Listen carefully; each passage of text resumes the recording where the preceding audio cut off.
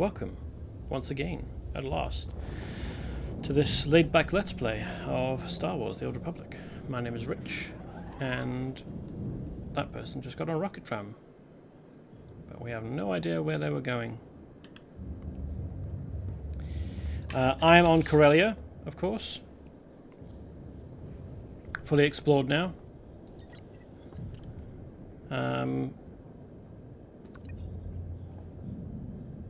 Although this doesn't, just springing it up like that, it doesn't really help very much. It looks like a chaotic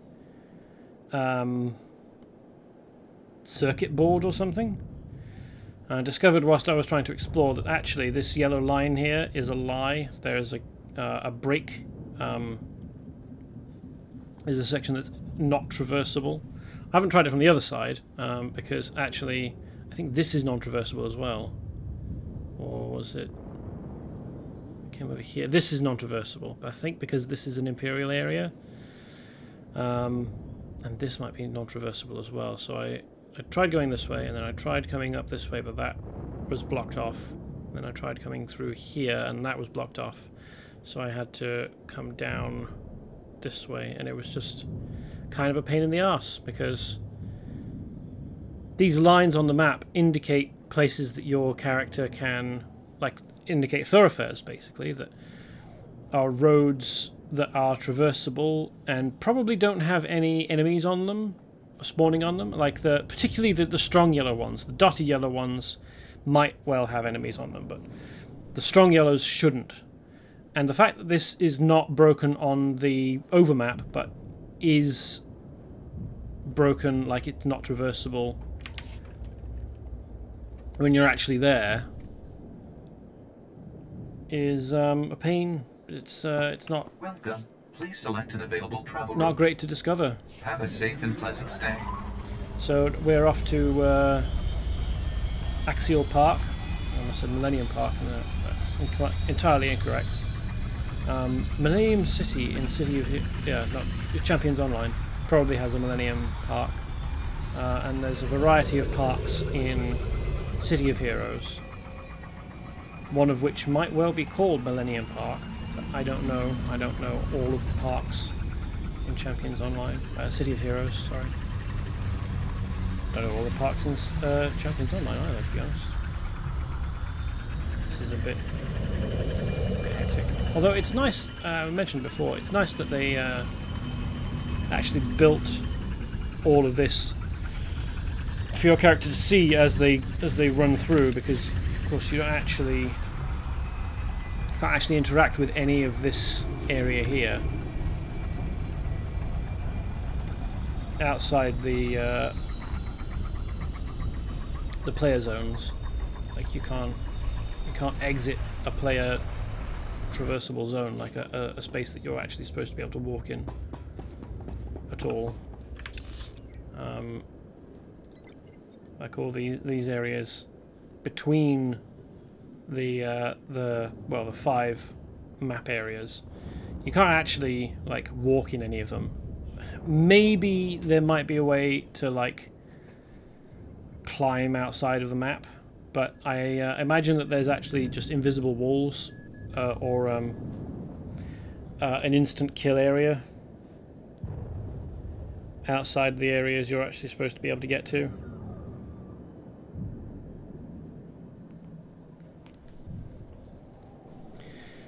So we need to go and talk to a couple of people in Republic Safe House.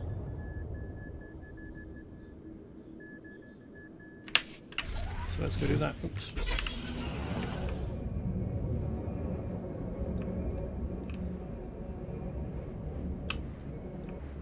Trapped off-worlders. And there's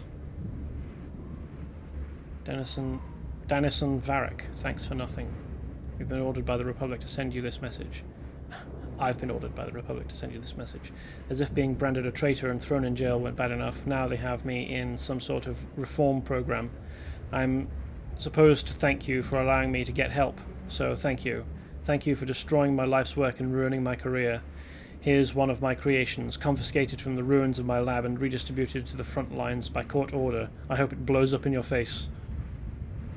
Specialist Fortitude Sim. Probably not actually going to use it. Who the heck is Danison Varric? It's been a little while since I played my consular, so I don't actually remember. Played a lot of Smuggler and Trooper. That's been quite fun. I've done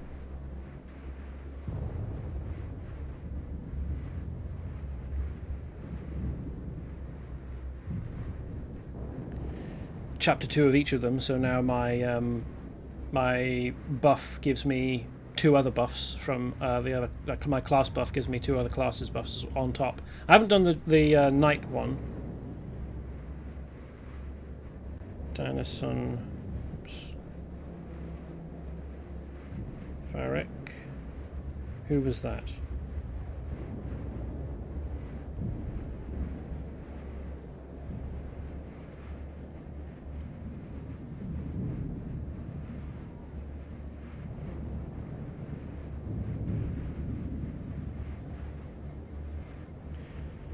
After completing the research and development mission, having chosen to save the imprisoned citizens and not to help Danison's soldiers, he sends this tart message. Right. I suppose I would probably need to go through and find which mission that was in my FOD archive.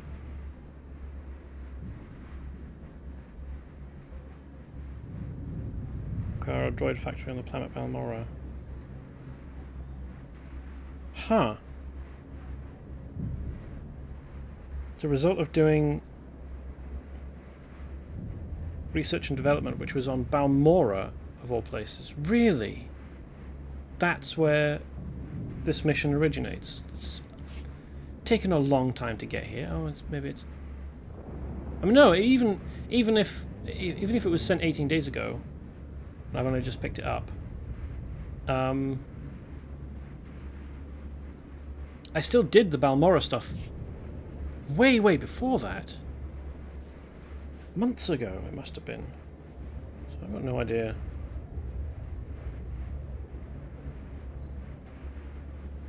Why that's happened now. I wonder why it took so long to get to me. If it was predicated on completing a Balmora mission. Strange. Okay, onward to the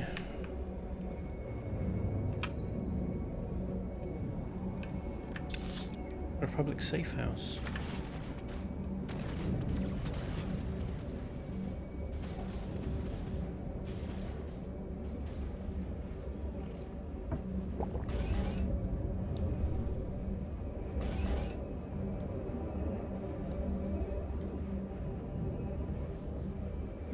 A mission. It's a bit weird to stop and pick up exploration missions and other non-story missions, because playing through on my other characters, I've been ignoring them for expediency's sake, just as I can rush through, because I don't want to do every planet's story missions and its side missions and exploration missions 3 or 4 times each as I play through 3 or 4 characters, because that just sounds enormously tedious. Even if it's depriving me of getting to see my specific individual characters' reactions and story, like dialogue options. Yeah, I'm not going to spend the time whilst I'm playing through the story to also do all of the non-essential missions.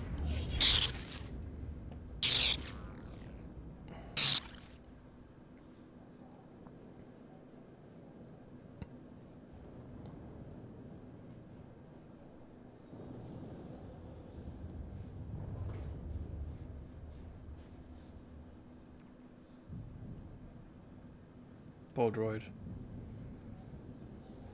Seems as though it probably wasn't able to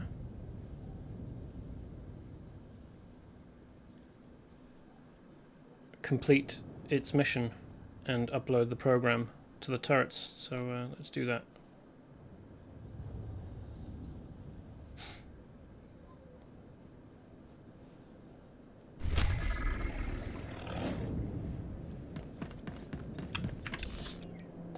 Just that here. Okay. We can double back.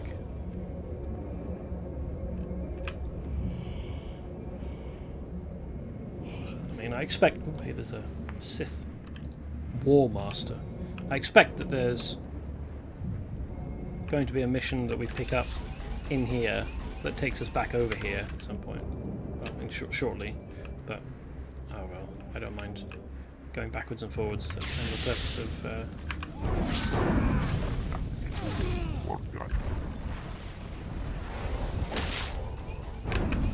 this stream is to wander around.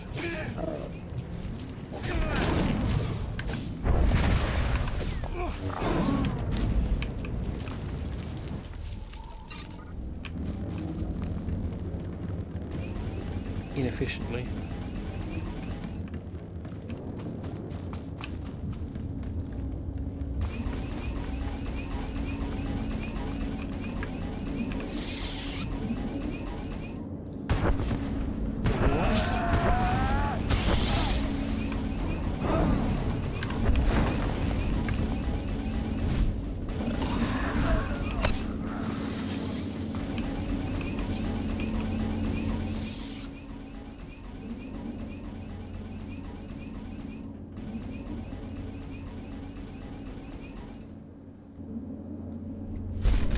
Nice.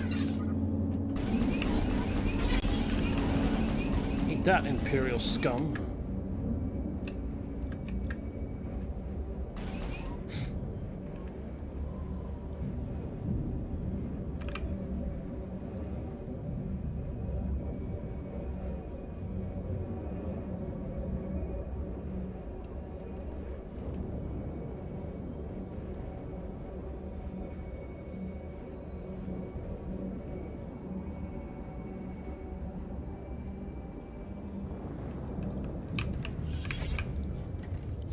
Chingwanga la hagwa chekuska ampasa dobiska. Wama oto chakoga hutapawa do bampaula. Di mafuto bonki chuta. Interesting patterning. I don't remember seeing anything like it on other Twi'leks.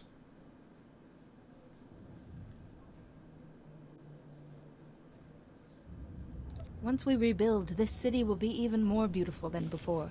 Chisakava kaya topa. Pubanda bakawanki. Tupatula musta. Wograngi tampio dumetunka.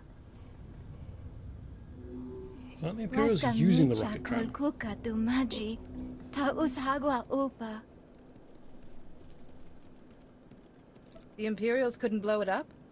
I'm impressed. Fibanaiga twipi taiboka donko wanawanga. Muguto neompi bedwana ni bobo chopo uma. Gavatuto omishka kaba no tesma wetia? Okay, so she's not asking us to go and repair the tracks for the tram ourselves. She's got a team available who need protecting. The troops need their supplies. I'll protect your men. Gora jokunto. Kukutichoski nawi kuchusi yomata chi pompota. Ebisa kakuka pemewata.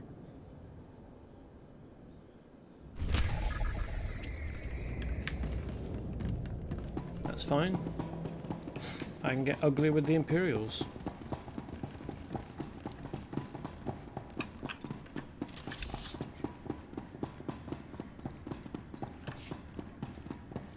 Not sure which of the missions is a class story. Old Blood and Corellia story is Green Battleground. So that's the class story, and this is the planet story. Okay, let's do... Oh, hey.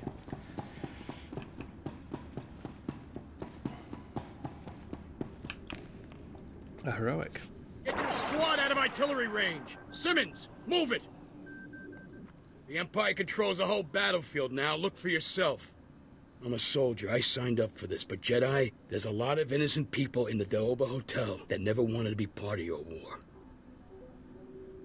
I'm here to assist, Colonel. But I need to know the situation, not just who to blame. The Empire is using hostages as shields. That's the situation. When they took over that hotel, the Empire locked the guests in their rooms and loaded artillery on the roof. Any bombardment would kill the hostages, and any troop assault gets pounded by the artillery. They've completely tied our hands. The Empire won't be expecting one person. I'll get the hostages out. 2 people.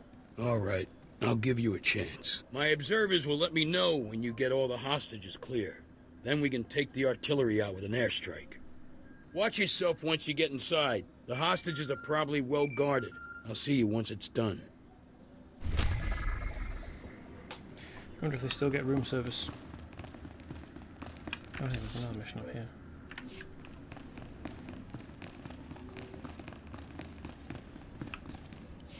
Checking in, General Aves.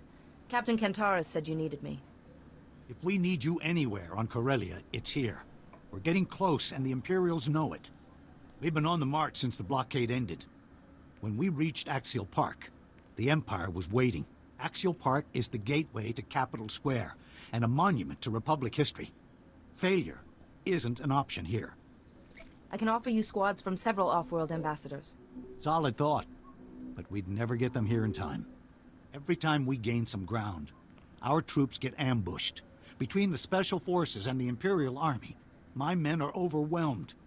We're about to start a major offensive into Imperial territory. I need someone on the battlefield dealing with these ambushes as they appear. Whatever the Empire throws at me, I can handle it. I believe it. We've got to secure the ground we have. Our engineers are creating a perimeter of trenches around the command center. The engineers have armed escorts, but the Empire's hit them hard. They'll need your protection until the trenches are stabilized. Tell your men to get working. I'll keep the Empire busy. Move fast, and take them down hard. There's too much at stake for games.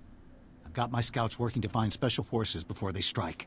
As reports come in, I'll contact you with your next objective. Make sure you're prepared before you head out. There's no time to rest on the battlefield. There's too much at stake for games. So I can't play bocce with the Empire. That's a shame.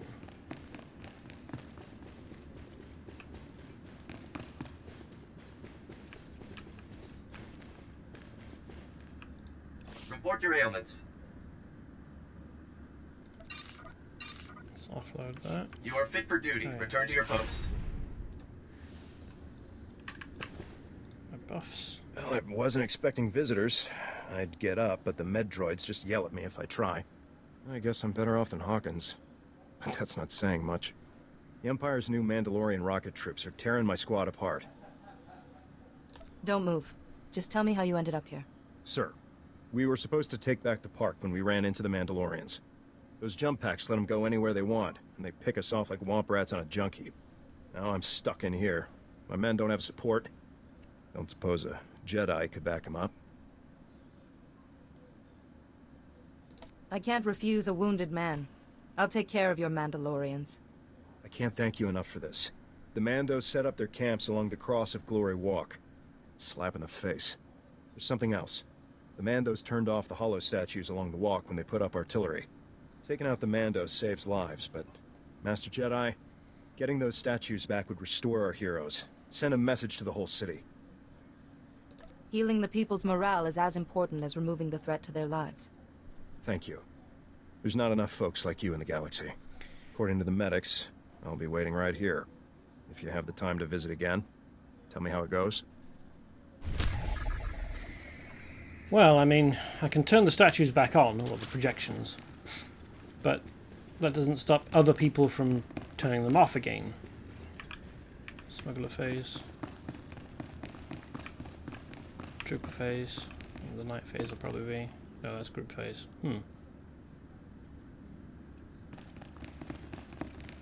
Night phase? No, Jedi consular phase. So that's the way out. Night phase is probably down here then.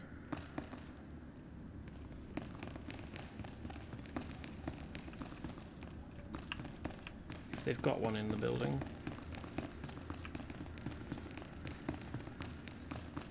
So I've been wondering how the smuggler gets involved in particularly the Corellia offensive here with the war with the Empire, but in general the various places that your characters go in order, Balmora and Hoth particularly, and Quesh as well, I suppose. We're wondering how they got involved, and actually partway through the story your smuggler gets contracted as a privateer for the Republic. So you are authorized, licensed to go after Imperial targets, which is fun.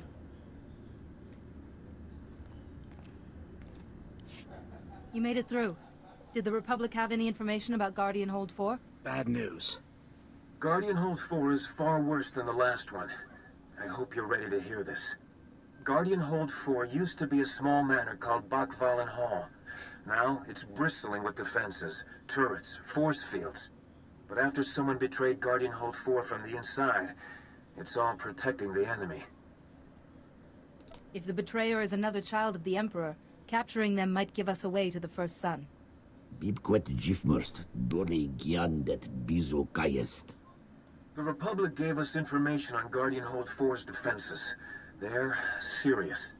First, the hold has an early warning system. Sensors across the park report any approaching enemies.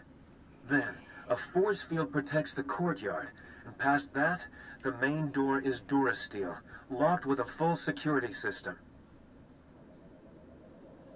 So we have sensors to disable, a force field to take down, and a main door to unlock. That force field is a major problem. I can't think of any way past it. Jedi, you destroy the sensors. Imperials will drop the force field to investigate. A surprise attack then would take our armies past the force field. So we need, say, a red team to ambush the Imperials that come out after the force field is lowered. Red team must be strong. Imperials will fight hard. I'd welcome any insights you have. Send commandos. That leaves the main door. With the force field down, we can get to the power generators. We disable them, the big door unlocks. We should assign a blue team to disable those generators. A very small group would work.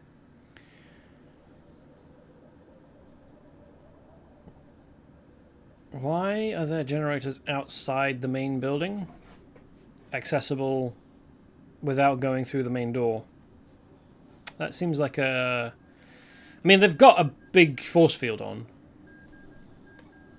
And sensors to let them know when they need to turn the force field on. But if you could put the generators inside the building instead of outside, that's just an extra bit of security. And it would stymie this assault if they'd thought of it. Your droids would make short work of security. We can spare a couple. Teams will need your help later. Blue team, protection as they work. Red team, battle support. We have a plan. Once you destroy the sensors, go to Guardian Hold 4 to help your team. Are you ready? I am. And may the Force be with us. Maro Gialdest Mat Gzenki. Tuom Kors Kil Miestra Hulba. Splendid. We have our things to do.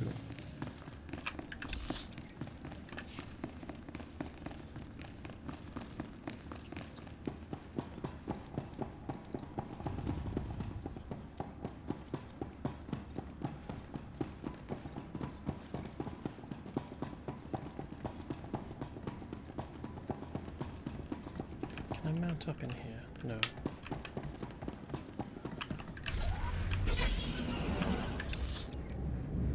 So there would have been things to do in the park. So I guess I could have come across and then down. But now it's just down.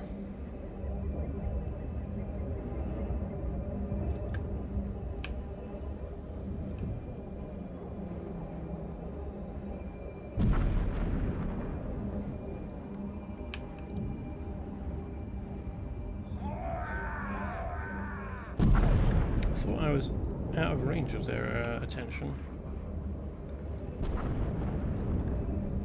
But oh well. Probably beyond needing that. Yeah, that's below my level. Interesting. So, okay. I was expecting a lower, wider, sort of disc-shaped, hollow projector, but here we are.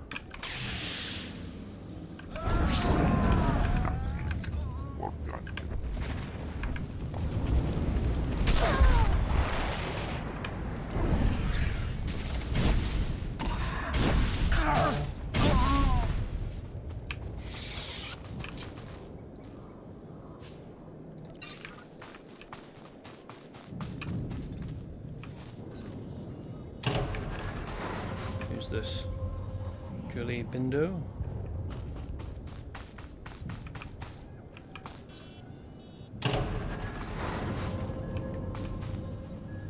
Zalbar, a Wookiee. Who was that? That was someone Shan. Perhaps a relation of Satil Shan?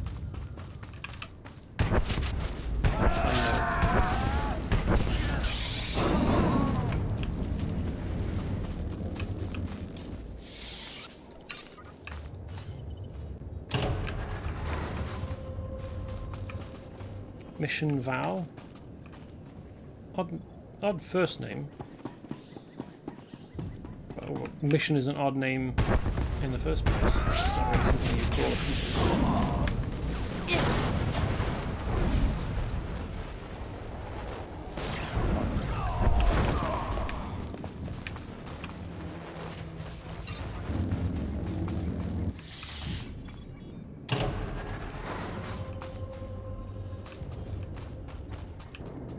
Karth Onasi. Okay.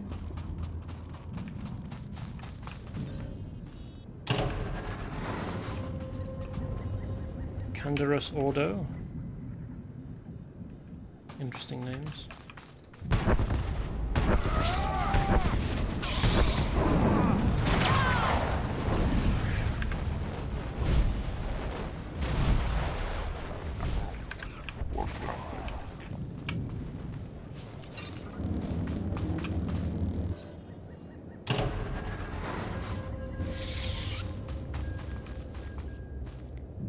Johanni, probably. Not sure on the pronunciation of a lot of these. Just guessing. We're an Anglo. Revan. Ooh, it's interesting that he's a champion, a hero of Corellia, even though he was a Sith Lord and known for it.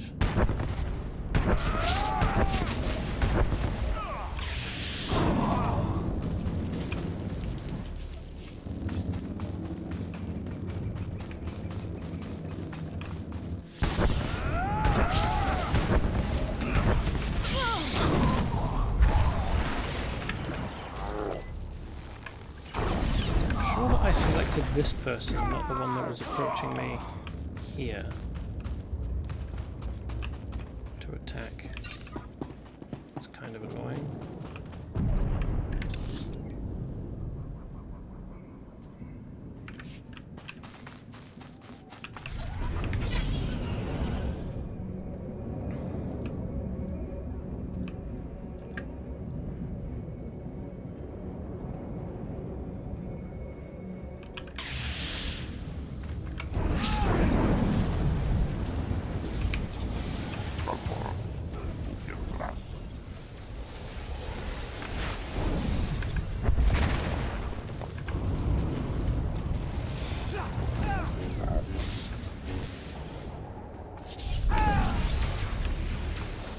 thank you. I would not like to be hit by lightning at this current moment. Preferably at any moment.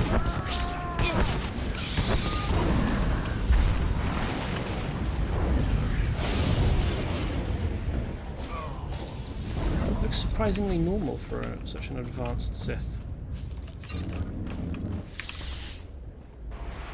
No eyeshadow of evil. Eyeshadow of evil. No veins across the face. I mean, this guy's got eyeshadow at least.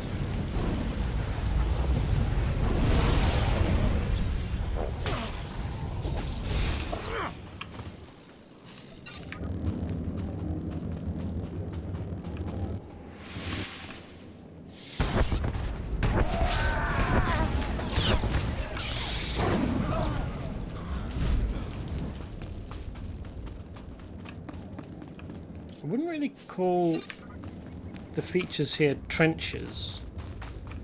I mean, for one thing, they're on top of a hill, which is not an ideal place for a trench, as I understand it. And this is not deep enough for a trench. I mean, you've got, like, I suppose you've got a bit of cover. It's not clear to me how much of this would get kicked up by an incoming energy blast from a rifle or anything. Nor how tightly it's packed. I mean, it could have been worked with some kind of, like, compacting device. Or it could just be loosely packed because it's been thrown up by a shovel and just left piled there, in which case it would provide even less protection. Overall, I grade these trenches very, very poorly. Low score. 2 out of 10. Barely any effort.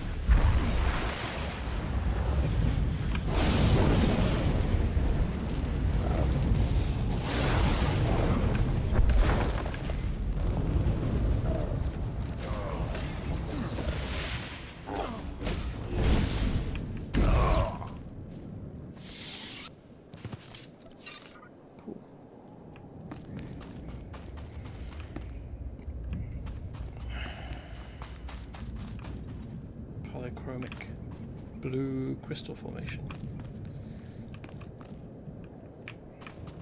Again, not all that useful. Somewhat beyond that level of collectible object at this point.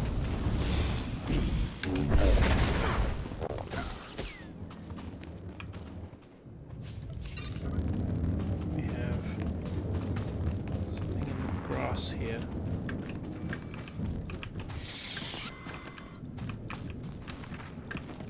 There we go.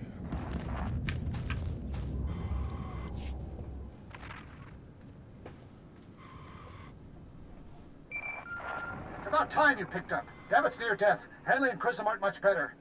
The imps have us locked down tight, and you're not with Corsac, so I'm gonna guess that Checkpoint Land has been overrun too. I hope you're feeling generous, because our whole mission is in jeopardy unless someone out there can help us. Yep, I can do that. I'll have the imps off you as soon as I can get there. No! There's something more important. There's a network of surveillance cameras, ServNet, that covers the city and feeds back into monitoring stations here at Corsac Academy. My squad was supposed to infiltrate the Academy and disable those stations. Right now, the Republic can't blink without the imps seeing it. I can see why those stations need to go. What about you? Don't forget about us. Just make sure those stations get disabled first. My squad and I are in the main building. We took out the monitors here before the imps found us, but there are more nearby. Stay sharp, and hurry. We'll see you when you get here. Righto. That's up here. Then we'll come down across here. What's this?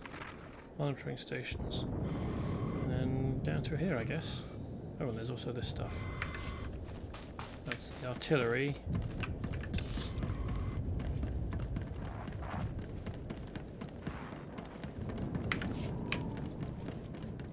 I'm not sure which is which, to be honest.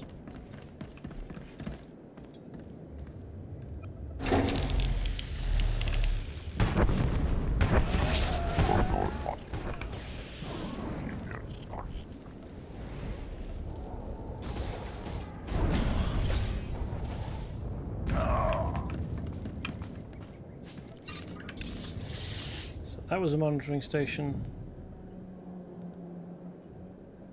Monitoring station, so there's 2 more here, and then presumably the next stage will be revealed to me once I've done the monitoring stations.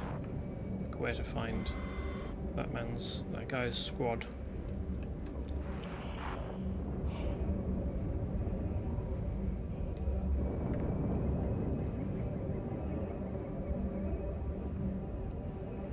This? Ah, this is the hotel. The heroic area.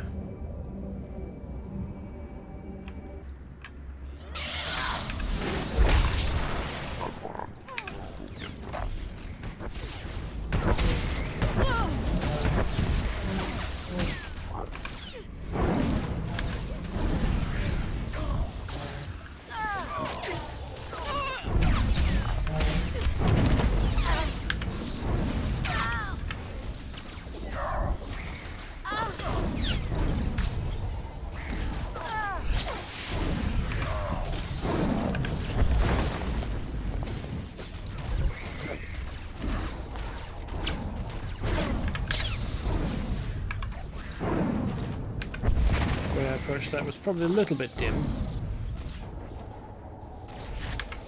Mostly seeing how far I could get inside the building before I was auto-dismounted. Not really thinking about avoiding any mobs that happen to be inside.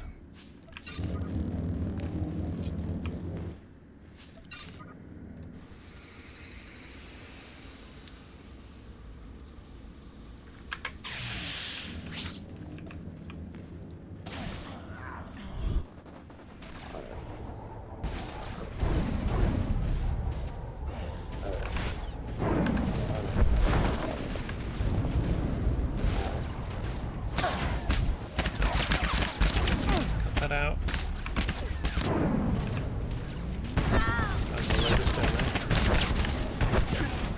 Attacked anyway.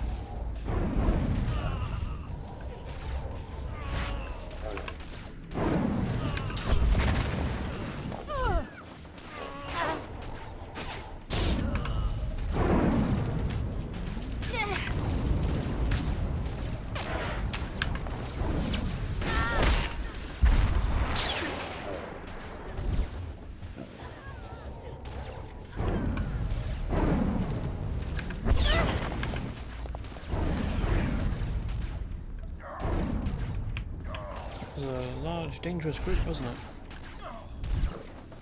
Glad Kaizen was able to tank all that damage. I'd have been in trouble if he wasn't.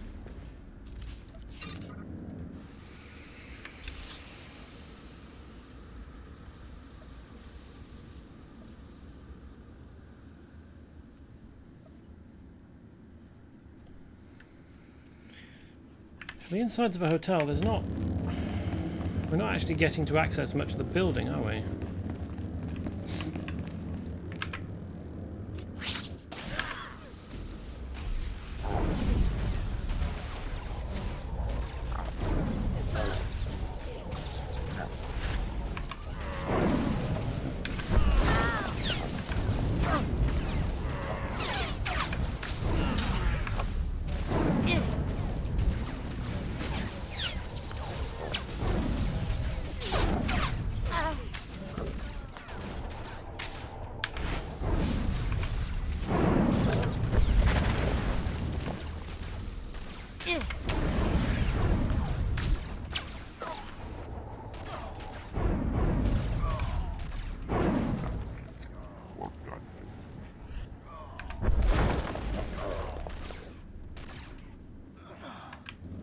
Cool. Hasn't got set on fire again, poor bugger. He'll be alright with a little meditation. That meditation really helps get rid of the plasma fire.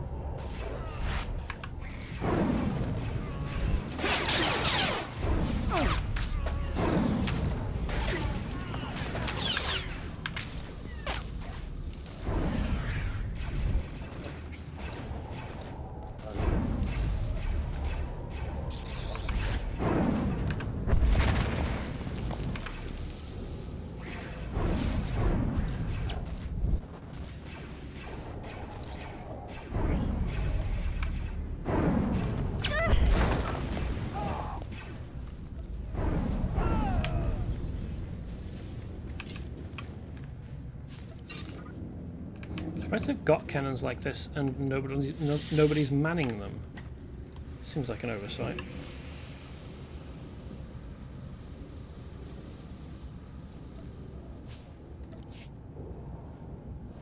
What does this look like? Oh, a cape. Well, with shoulder pieces, shoulder bits. Maybe the cape's alright on a Jedi, but I prefer, well, yeah, better than on a ranged character, but like a trooper or a smuggler. But I feel like a cape is best on a knight, not a consular, because they're typically in melee range. Well, I mean, I suppose you could have it on a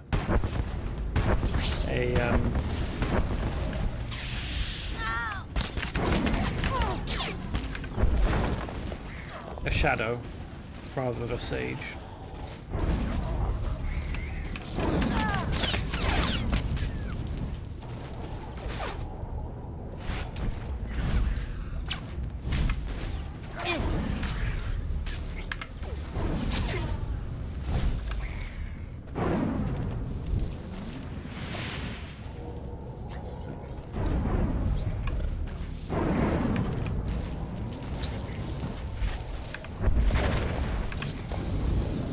Also, after extensive play, I feel like playing DPS with a supporting companion in a tank role is a bit better than trying to play tank yourself. At least for me, my enjoyment was less when I was playing tank because I was feeling unsatisfied with the small amount of damage I was doing.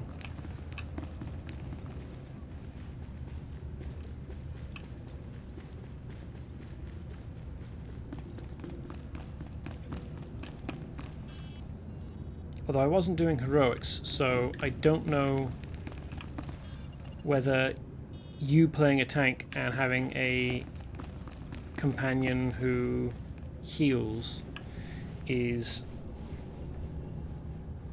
better at surviving. I feel like just taking the groups one at a time and healing up between them is certainly quicker.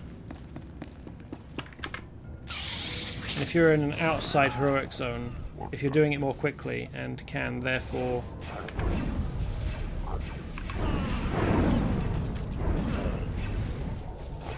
get out of an area before the nearby mobs respawn, then that's probably a good thing.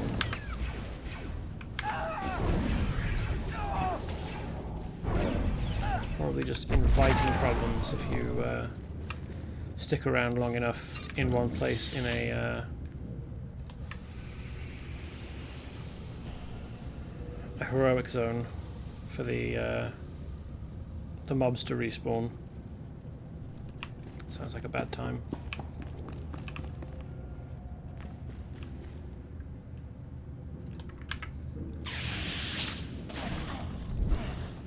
Ah, there was someone sealed cloaking device. Cheeky bugger. Ah, and they're an elite as well.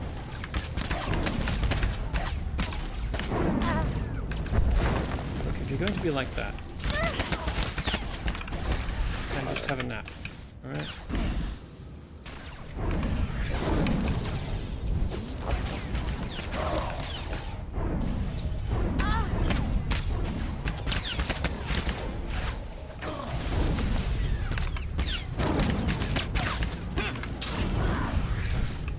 Oh, is that a patrolling one?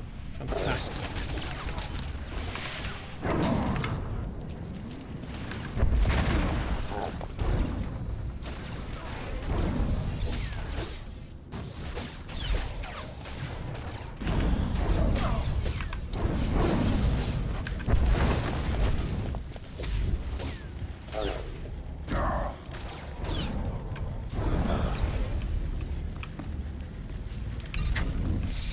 That tech fragments. I don't know what that came out of, or where that went rather.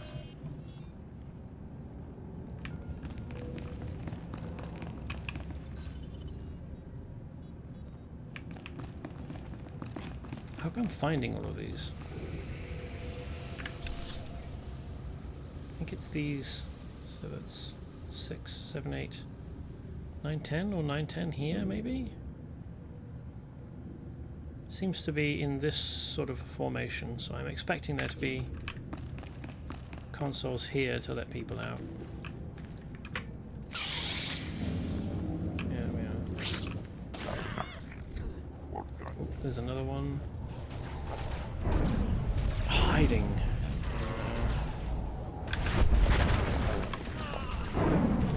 Stealth.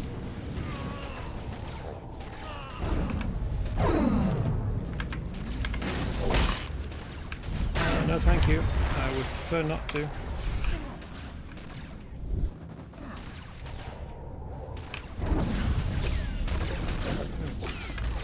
Died in a funny place, isn't he? Expelling.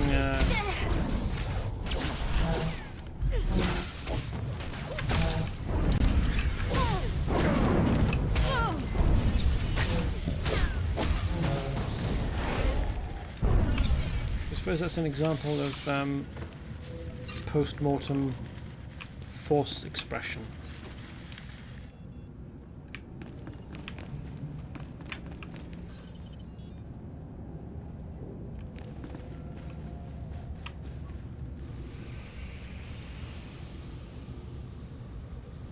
Okay, yeah, so there's our last two door consoles and Commander Rigby. There you go, Kaizen. I'm sure we can manage this, especially because it's just the one guy.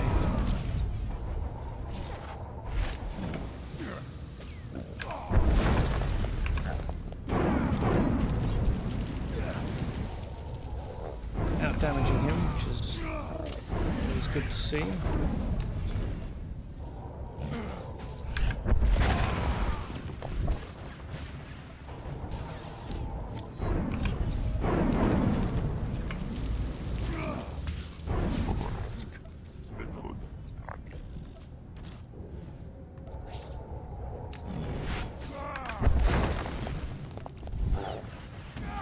I suppose if you're struggling, you probably could send your companion in against him and then just running at the doors.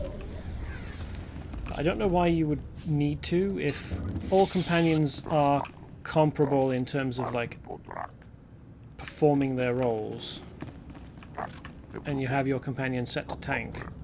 I don't know why you would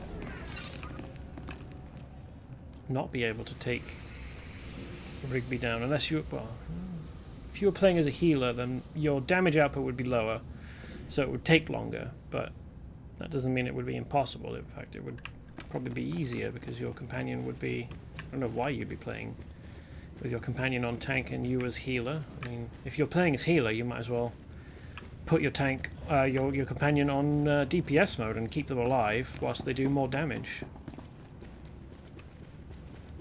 Because you want to practice healing, I suppose. Actually, this is a good way of doing it. Occasionally playing through team content like dungeons, or you probably wouldn't get them in raids, but certainly you would see people trying out playing healing specs or healing builds or healing classes in dungeons in other MMOs, where you kind of want them to be competent, not just trying it out. Especially if the rest of your group is a pickup group, like a bunch of randoms, not people that you can actually rely on. I feel like if you want to try out a healing spec for your class, or a healing class in general, maybe do that with a group that you know is competent, not a pickup group of randos. That seems like a bad idea. Where are we?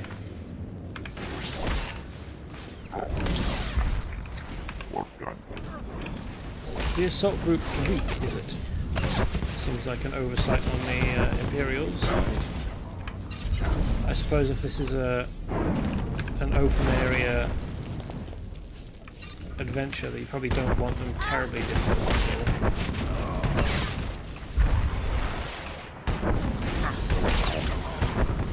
Dangerous. Like, it's one thing if it was set up as a heroic, but it wasn't. So these are about as strong as you probably want them to be.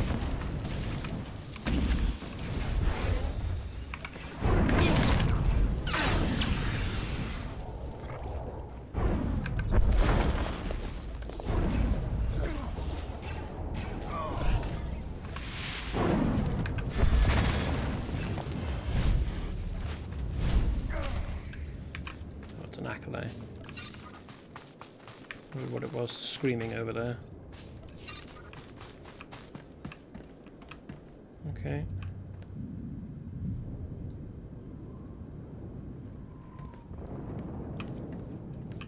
It's like a bug lizard, isn't it? Kind of. Very insecty.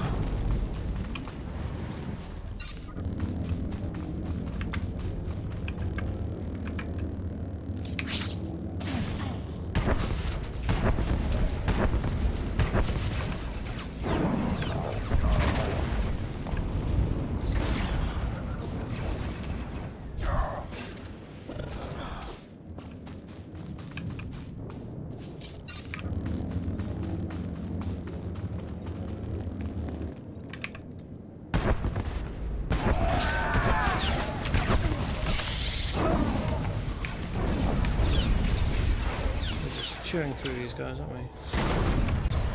Splendid.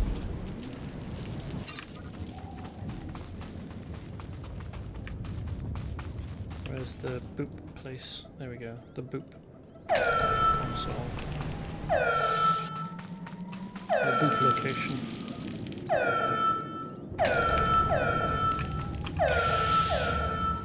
Okay, interesting. So not necessarily a Sith.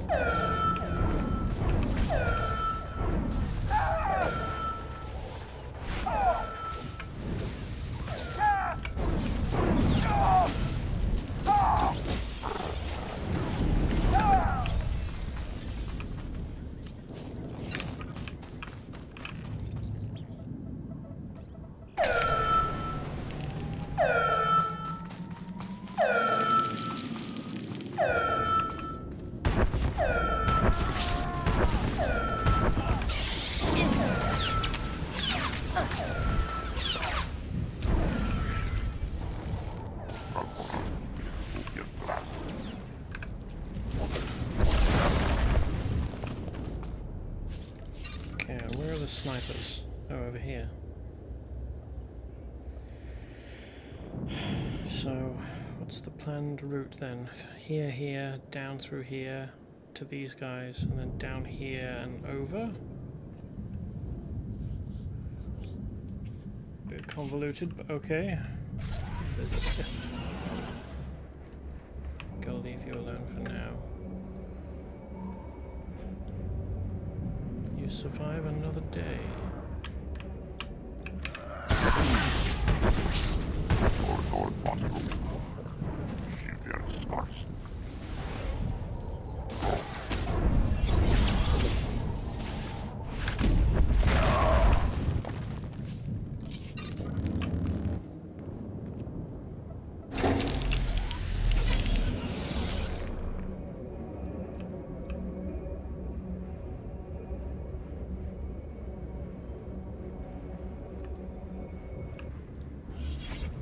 Right, I can do it from here. I don't need to get anywhere near those Imperial dudes.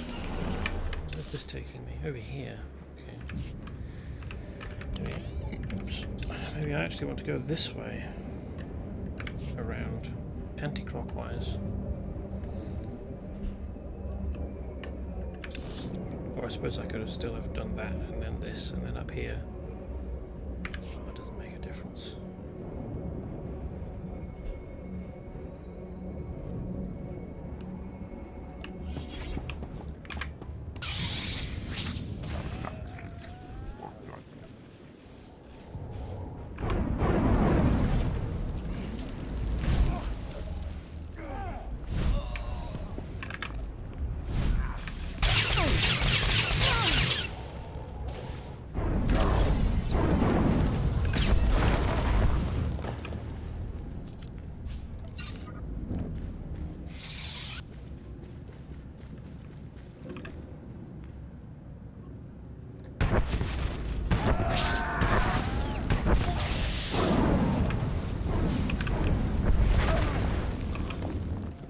Quickly, didn't it? Efficient. I like it.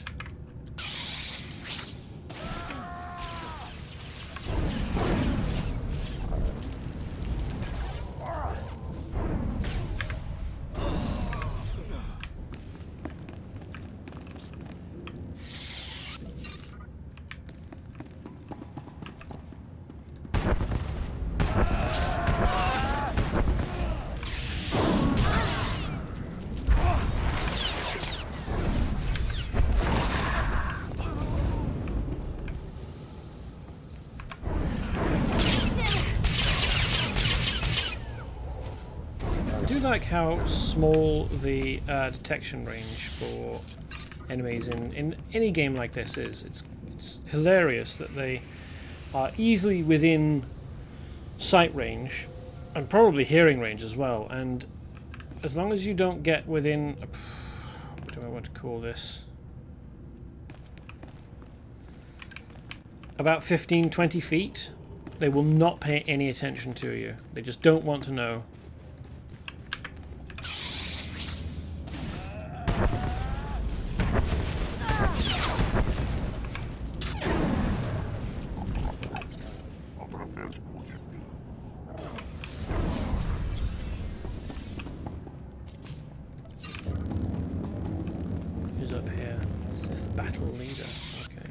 His day.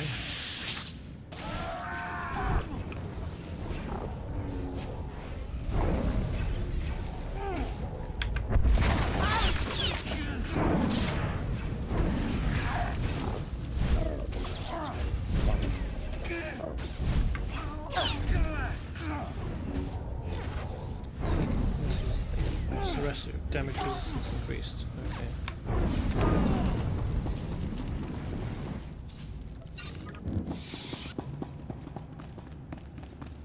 So these guys have not survived. That's a shame. All these guys trying to get through and kill them. They have survived. That'd be nice.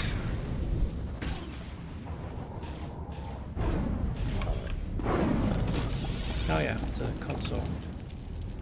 They've sealed the door behind themselves. Clever.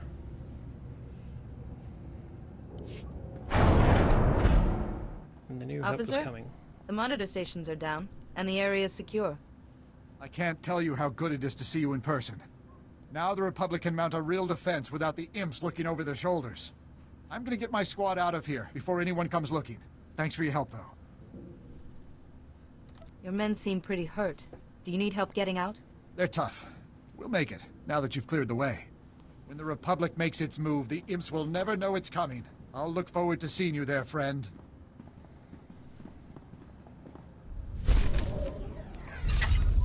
Yep, I have absolutely torn my way through, giving the imps a very bad day, as they deserve.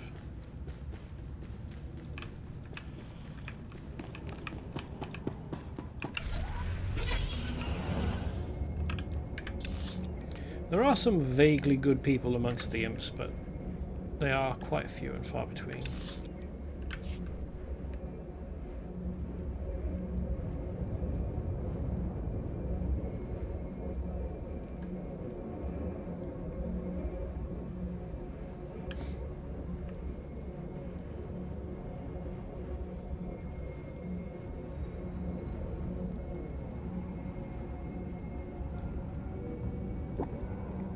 Like that one we met on Hoth, the officer who was willing to work alongside Republic forces to eliminate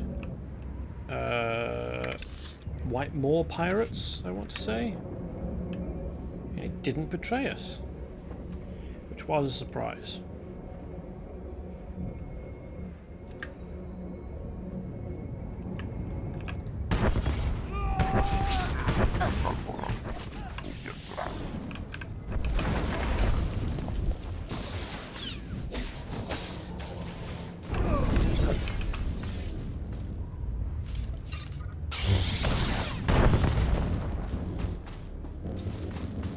That's a balked up sensor.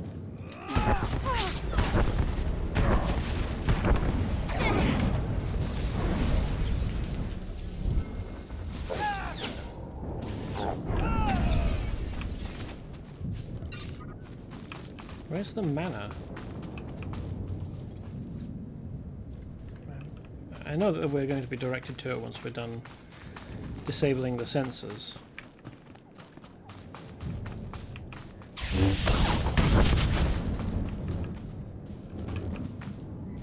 Is it over there? It wouldn't characterize any of those buildings as a manor house.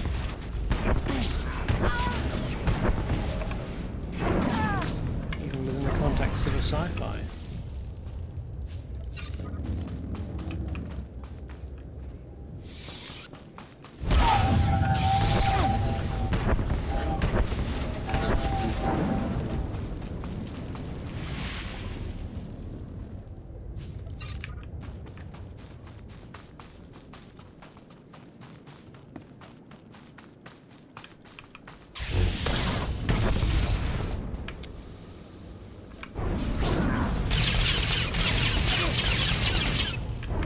Take all that on the chin, eh? Don't bother trying to deflect any of it with your lightsaber.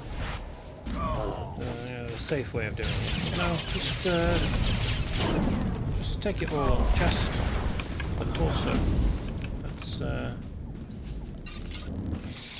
most structurally sound, energy-resistant part of yourself.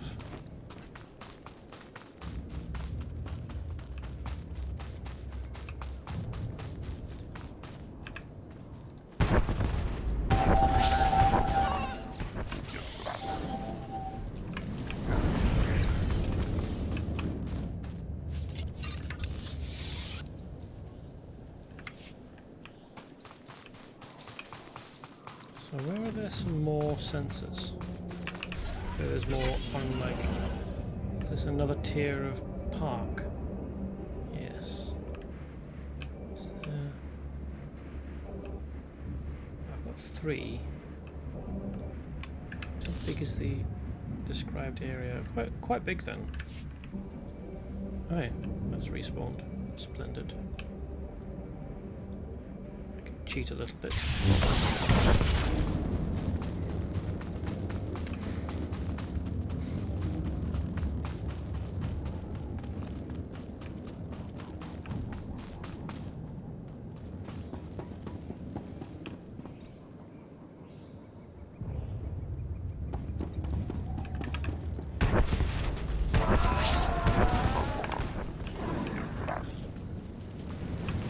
noticed there is a bonus objective to take out guards. Seems like it would be a good idea.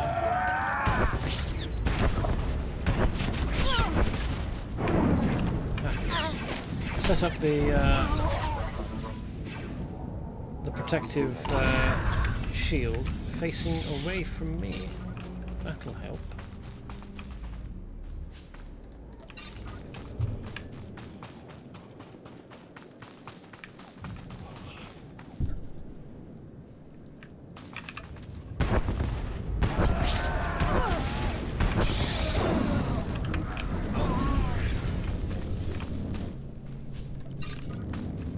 Last one.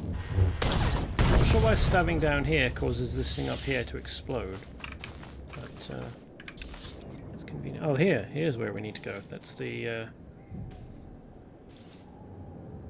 back villain hall.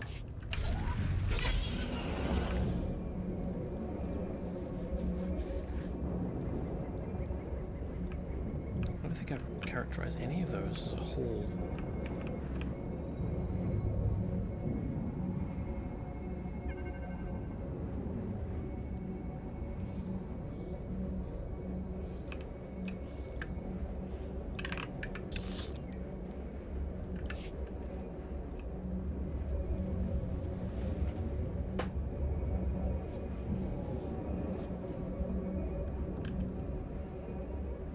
Nor this, really. I mean, it looks like a mall or a museum or something. Like a municipal... Not... Yeah, maybe a municipal building.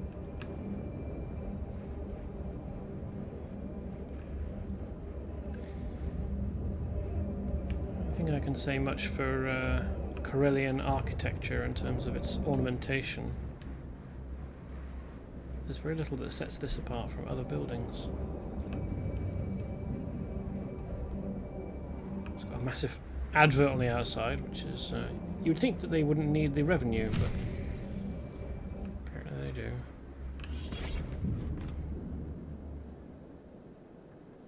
So it's formed... It's formatted like on a square. Is the sort of formation you see in old, almost carshless manor houses.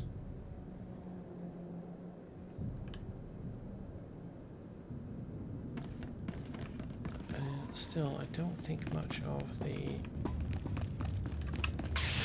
architectural style. I don't think that this is setting itself apart from the other buildings enough to really identify it as a rich place for rich people, like you would think a manor house or an old hall would, you know?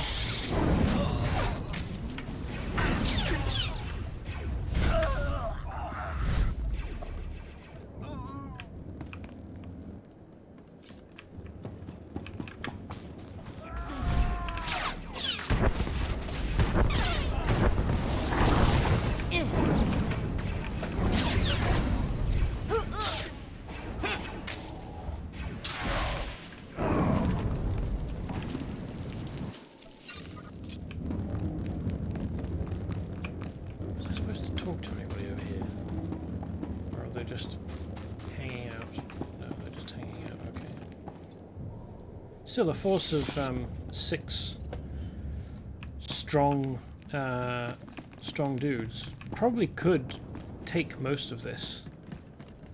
As long as one of them was a healer, or they had some means of healing themselves, all of these guards would be in a lot of trouble. As long as they took them on one at a time.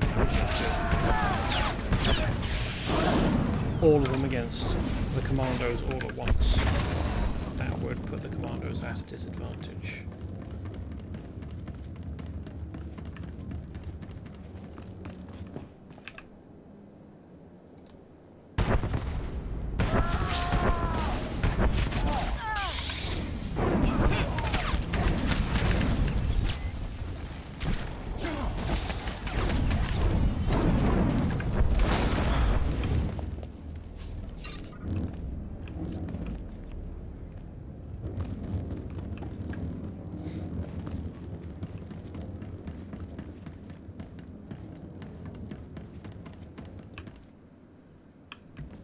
These are interesting defensive positions, aren't they?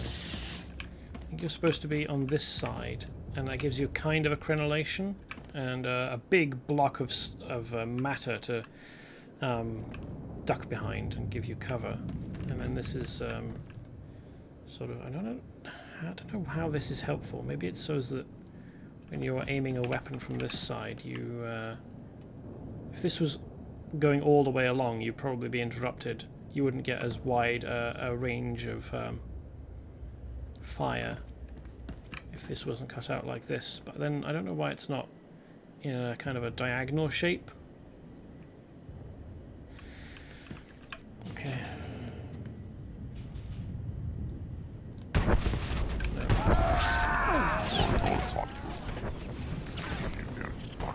Oh hey, welcome Shaman Boy.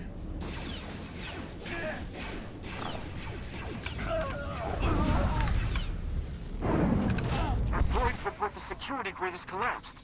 The main door's open. You should be able to make it inside. It's the magic force stab. No need to obey the laws of physics. New outfit on your character. Yes, I realised I'd been... You probably said that a while ago and I didn't notice. I apologise. I noticed I'd been keeping it locked to one outfit, so I decided to have a look at what I was currently wearing and decided I quite liked it, and that I would go with it. I did complain about constantly being in robes or in long stuff as a consular, but I kind of got used to it, and now it feels a bit weird to be in exposed trouser legs on my consular.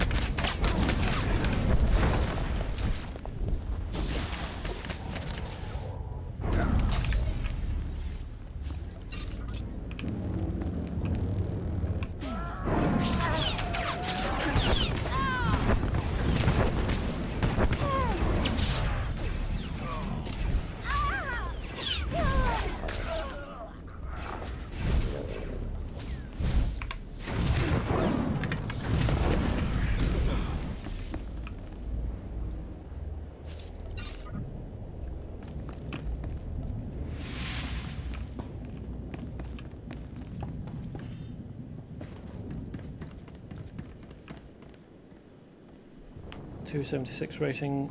Nice. That's the highest you can get just by doing story. Oh, cool.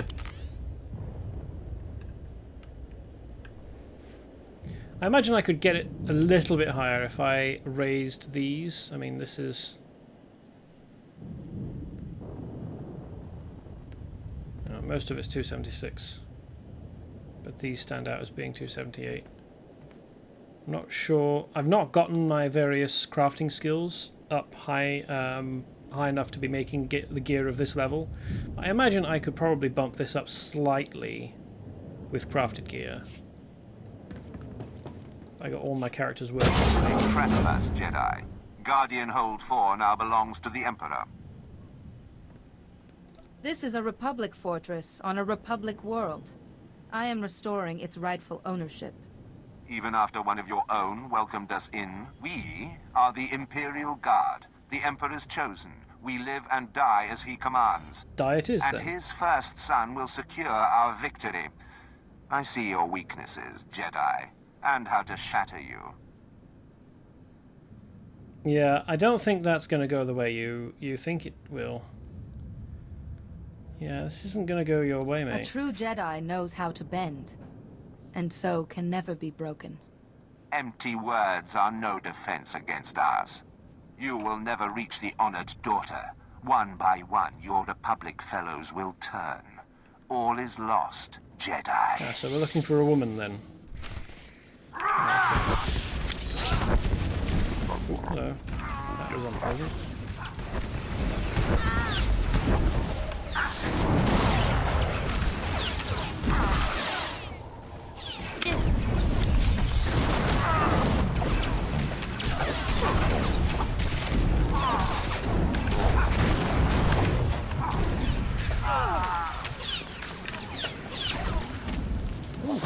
There is a healer. Splendid. And they're even healing me. That's very nice of them. Mandatory story flashpoints will bring it up above that, but 276 to 78 is about as high as you can get it without touching flashpoints or any other content. Good to know. Is that all expansions of content as well? Like, am I sitting about as high as I can get? About as high as I'm going to get through the next expansions as well, or is this just for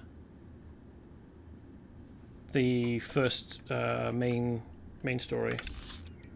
Also, I mean, I'm probably not going to be done doing all the story content I can on this character by the time the next expansion drops. So, for one thing, I'll be messing about seeing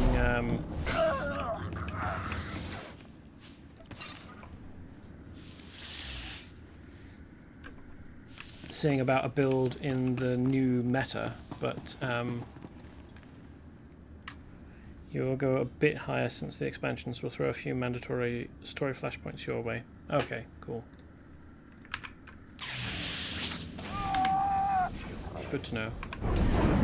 Can you get much higher? Like, how does crafted gear stack up against endgame, like, not raid gear, but, you know, team content gear?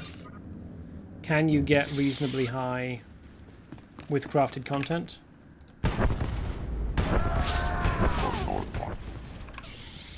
Because you couldn't really in WoW. Like, WoW, the crafted gear fell behind the earnable gear.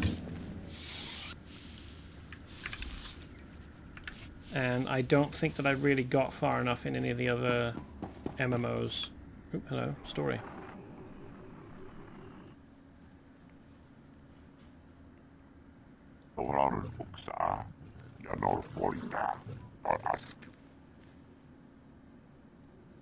Hmm.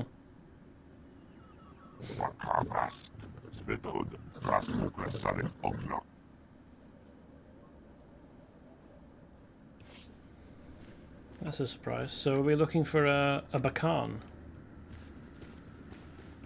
woman. Because the Imperial Guard that we met outside, who thought that they could possibly stand in our way, talked about an honoured daughter, didn't he? Which was a bit of a slip-up on his part. You can get reasonably high with crafted stuff, it's just not the meta at the moment, since a lot of the components for high rating gear is either exceedingly rare or prohibitively expensive. Oh, fair enough, okay. Yeah, I should have realised that you'd only get part of the way with gear and then the rest of the way with stuff slotted into the gear. I mean, there's ample evidence of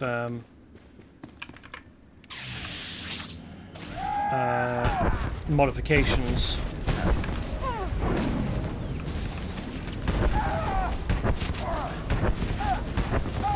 as a mainstay in the game.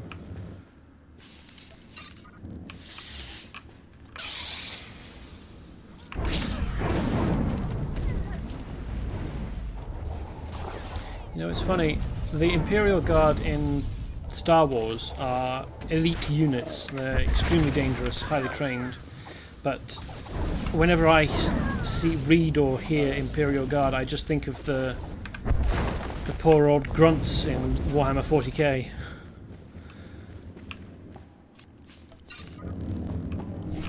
My brother said you'd be persistent, but I was almost hoping we'd meet.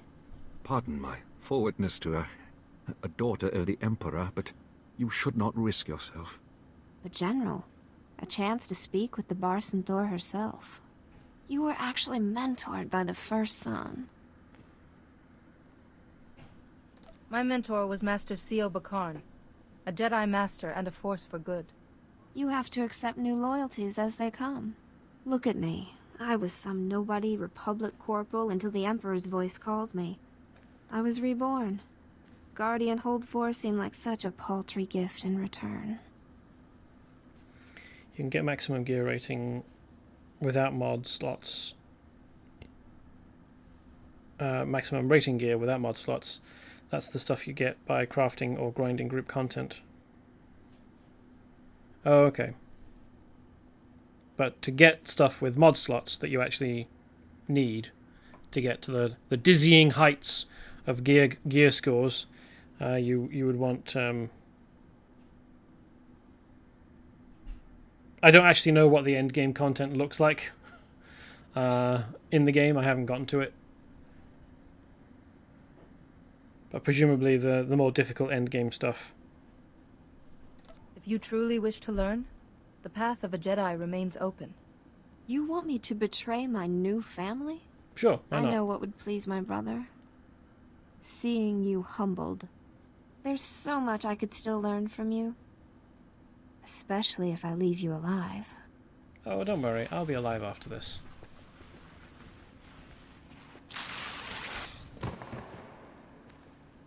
That was a bit of a pathetic small sound, wasn't it?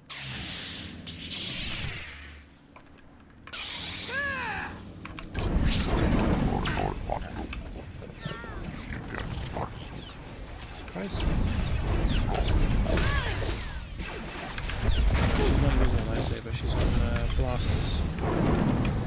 Can't say I recommend it. Ooh. Oh no, she is not surrendered. She's died. Okay. You chaps willing to surrender? Let's discuss terms, gentlemen. Looks like they're not complete idiots. Position secure. Pick trustworthy guards. Security grids being fixed. The Imperial Guard will soon return. You can't survive another onslaught. We only need to hold this position until the first sun is found. We're prepared to be reasonable, Jedi. What are you doing? Marion, she just defeated Imperial Guardsmen and a child of the Emperor.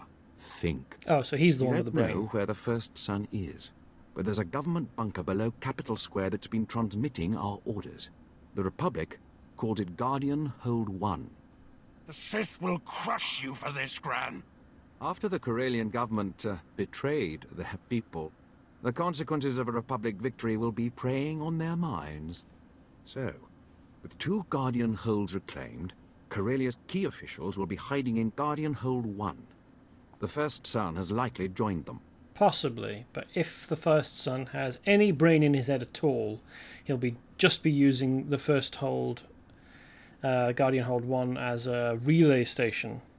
Gearing at this point is weird. You could technically reach the absolute endpoint of gearing without ever cooperating with another player or playing against them, as story mode flashpoints will get you to 306 rating and give you enough tech fragments to buy the correct gear sets.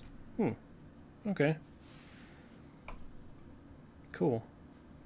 I think I've got quite a lot of tech fragments.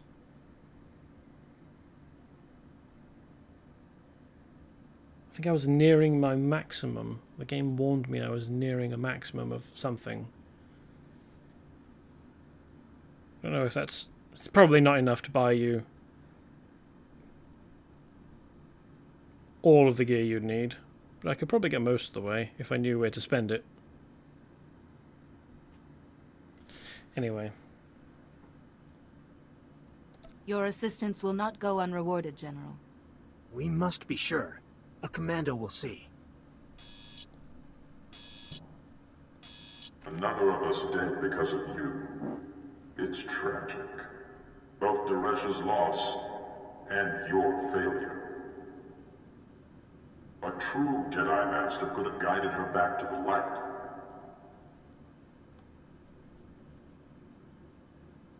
I mean, there's only so much you can do if they won't cooperate. You could get pretty far. The individual set pieces are 3,000 tech frags and the cap is 11k.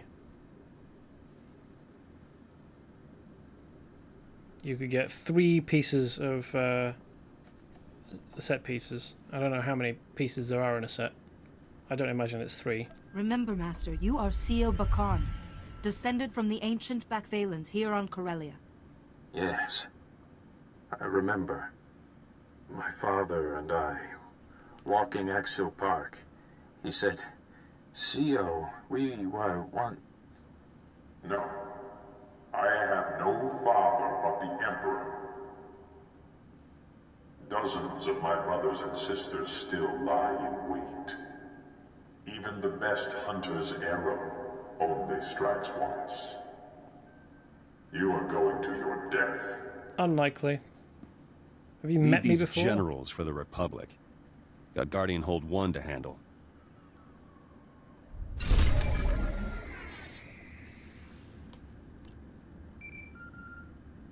I mean, at this point, I'm not quite sure how much time is supposed to have passed since my character finished their training on Tython, but it can't be more than a couple of years. So my rise to this point has to have been pretty meteoric.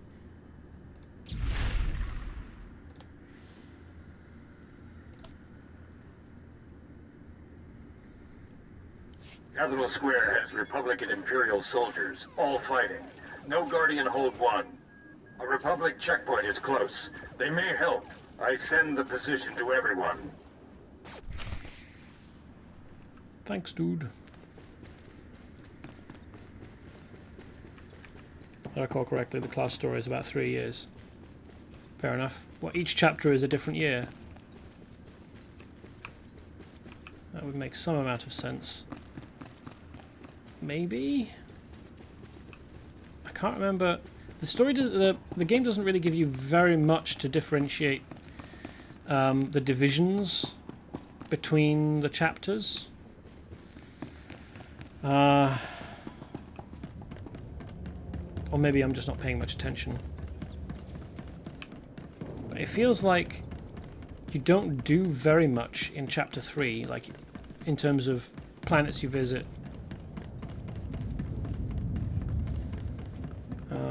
But then I suppose you are doing quite a lot on Corellia.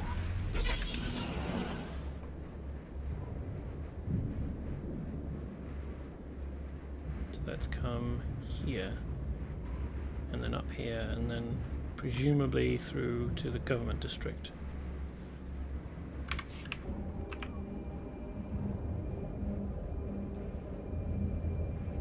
But still, 3 years is not very long for a freshly knighted Jedi to make it all the way to Master and Barsanthor, which is, as a rank, doesn't really carry much weight for me because I've never heard of it before. Just C-3PO through all this mess. Oh, thanks for missing. But yeah, the Consular's Knight's Rise is supposed to be something that's been prophesized, but has never happened so fast. Yeah, fair enough. Which just kind of makes it... I mean, that's impressive, but it's a Force user, so you can kind of account for that sort of thing. And it makes the efforts of the... oh man, the wrong elevation to get through here. That's annoying. It makes the achievements of the Trooper, for example, actually much more impressive because of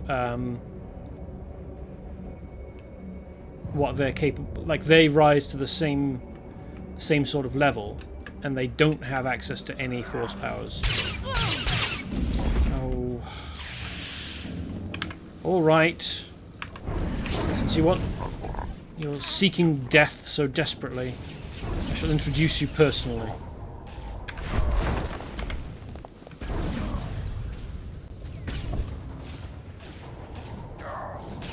I have him on speed dial.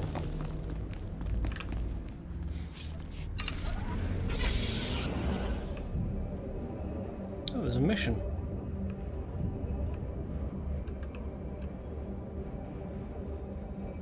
What's this body on the floor? I presume.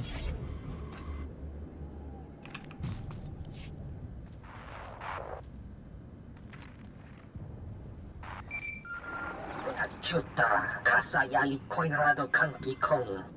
Kapatumpa stupa, makinsa lika. Ju bola wawuni kupa domti dot maki chisa. Can you tell me anything else about this area? Tula musta, wo grani tampio, tu pushiwompa. Ni ompi put malia pedwana niok ni bobo chek chupa goma. Dilis kachanaga wani chika kospa ini kokate. I mean, I come equipped with a cutting tool in the form of a lightsaber. I'll be there shortly. Havachi oda koga huta no pisto pampaula. I assume the game is assuming that I have picked up those tools then. Oh, it's over there. Okay. Bit inconvenient for me, but okay. Let's go do that. And they are short on air. It's not a great way to die. And if they survive, they can help. That's a weird walker, isn't it?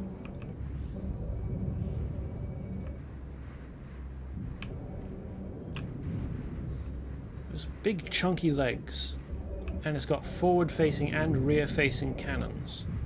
The cockpit is really rather small. Where do you suppose the power is supplied from? It can't have a generator in it.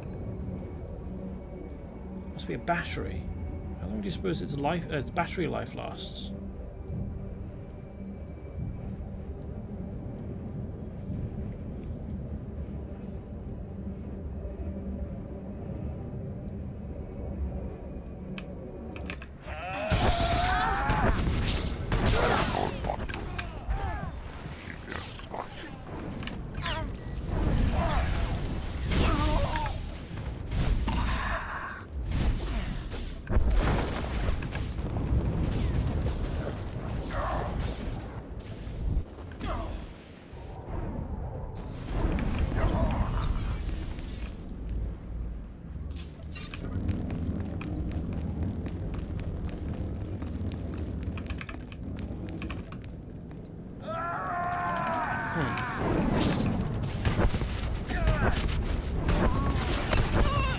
Somehow managed to position that such that nobody got hit. How am I not getting these guys? Experience the force quake, come on.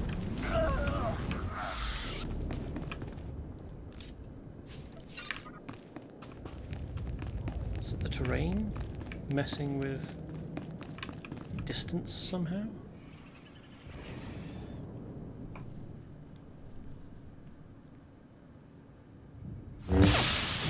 Oh good, she's using her lightsaber. Presumably it's different animations for different classes. I'm here to rescue you. Ninga ninga ke trip ni moni. Tanuv alelu nan kwe tuta. Nice one. So let's go back over to the other corner. To get here so I can cross the bridge, which will take me over here. I mean, hopefully. At least he hasn't dismounted me. That would have been annoying.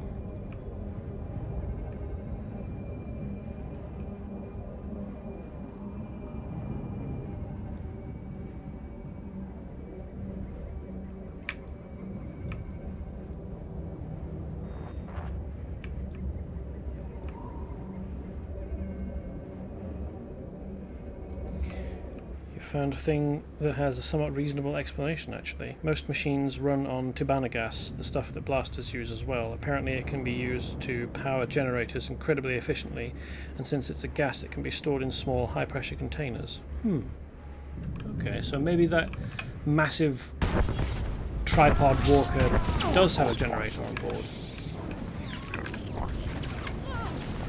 But it's not a very high-capacity generator, though, so I guess that the walker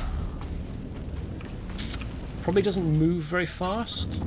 In fact, it might be that it walks into place and then stops and then activates, like, switches generation to its armaments. So it's kind of a mobile artillery piece. It's either walking or shooting.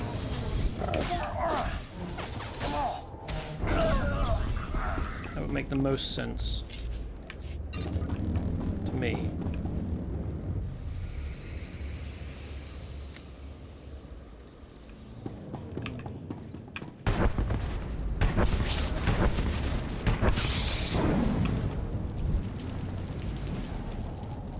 probably doesn't have shields, although I don't know how many vehicles have shields in this at this point in the setting. I mean,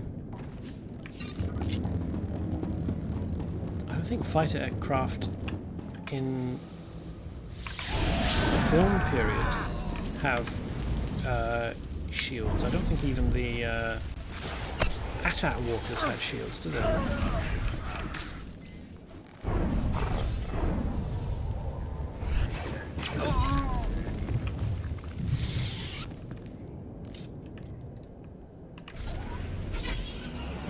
believe that was the intention. Three-legged walkers are more somewhat movable weapon placements instead of actual transport vehicles like the two- and four-legged walkers. Yeah, like the two-legged, what are they called? Chicken walkers. They're actually fairly mobile, and they've got a big enough canopy and small enough armament that you could believe that they'd be doing both at once. And AT-ATs, of course, have plenty of carrying capacity and fairly big cannons on the front, but they're not bristling with armaments like that tripod walker that we saw earlier. And it didn't seem... I mean, the legs are pretty heavy, but the actual like cabin seemed like it was mostly space glass. You know, probably not actual glass, or if it is, then probably some kind of super advanced version, like space plexiglass or something.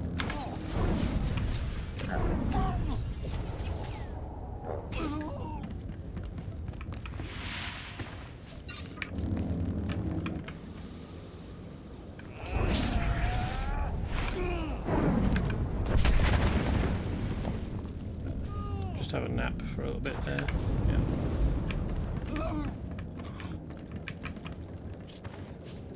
But even so, I mean, glass and transparent materials tend to be less resilient than opaque ones. I mean, would you stop that, please?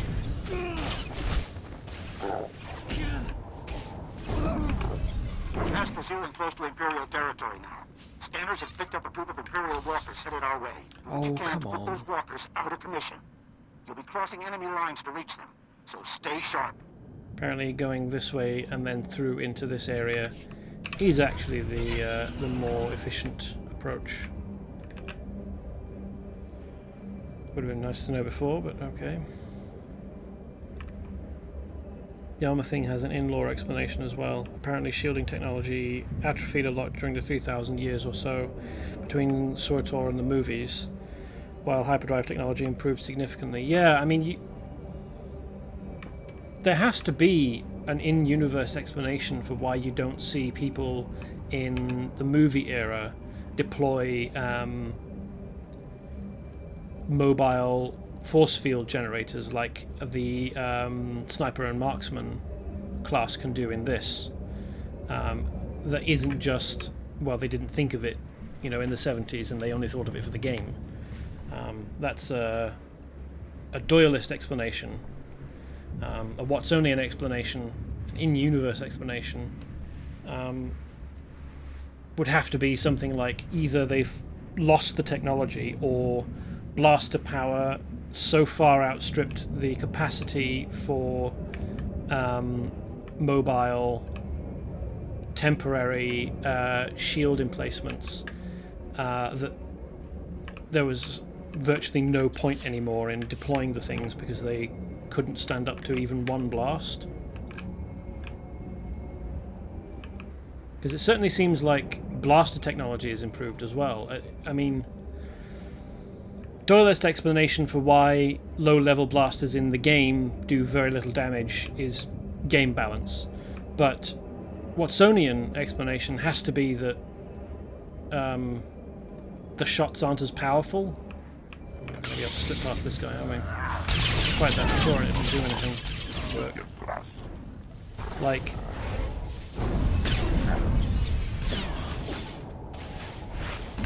enemies can shoot you with dozens of blaster bolts,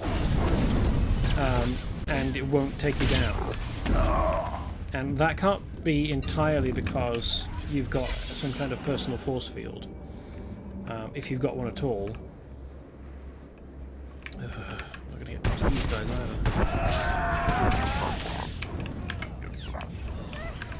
So the only explanation I can come up with is that blaster technology is rubbish in this period.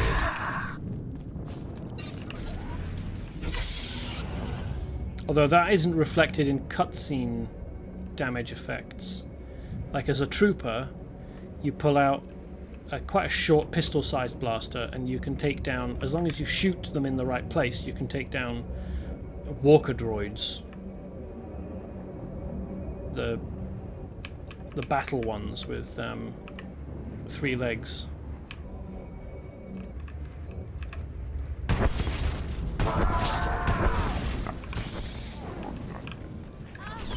A little bit disappointing, really, because it's like, if your character is capable of doing that, why do they struggle so much in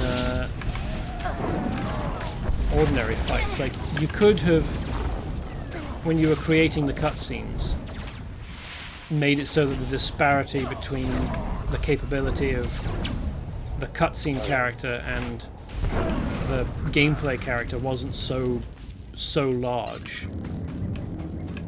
One carefully placed shot from a pistol-sized blaster, that's good enough to take on a security droid.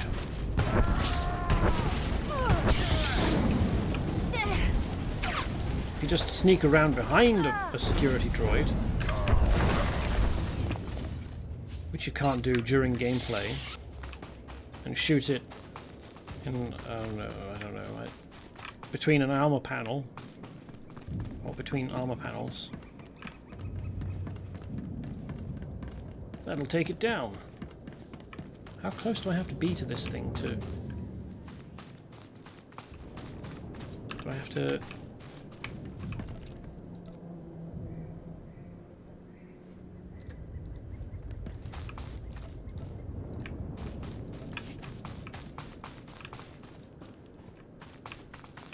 This is coloured blue, like I can interact with it. Oh, there we go. Splendid. So do I need to go and pick up another one, or do I still have... Oh, I've still got it, okay. So it's got more than one shot in the ammo. That's nice. Oops. Although the loss of that shield technology may not have been natural, we know that Darth Bane's rule of 2 lineage was always hidden in influential positions and absolutely could have slowed down, if not entirely inhibited, the development of shielding. True. I'm surprised that no archaeologists in the Empire era, the film era, ever found any shield tech, though. But, I mean, still, they would have been limited by Sith high-placed.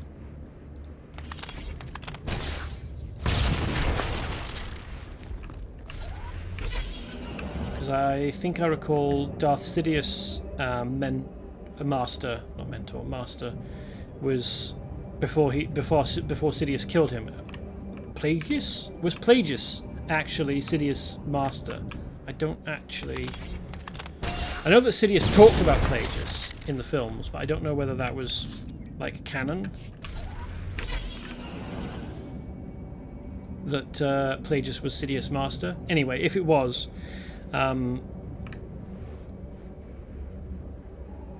because I did read about this. I was curious. A few years ago. I think that Plagueis was capable of moving his mind and soul to different bodies, and at the period of the Phantom Menace was inhabiting a relatively short-lived race who was deep in yeah, Plagueis was Palpy's master. Okay, I thought so. Was deep in like banking and financial stuff, and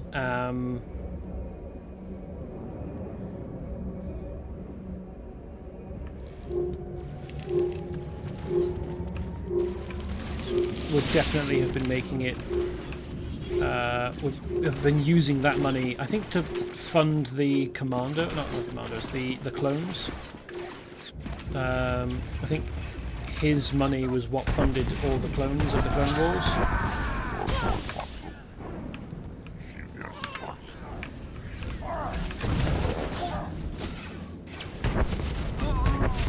Why is this attack not hitting these guys? It can't be because of something stupid like line of sight. What am I actually doing here?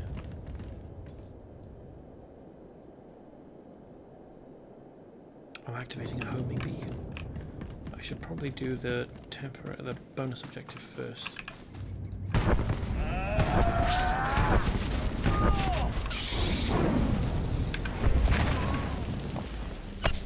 Basically, where I was going with Plagueis, talking about Plagueis, is that he was highly placed in a financial position, and I don't know what we know about guys before Plagueis, like who Plagueis' master was, and what his lineage is, but certainly just before the Clone Wars, it seems as though they were pretty highly placed in financial and business terms. Yeah, that's basically what happened. Plagueis funneled a lot of the intergalactic banking clan's funds to the clone project, which he led at the time. Okay, I thought so.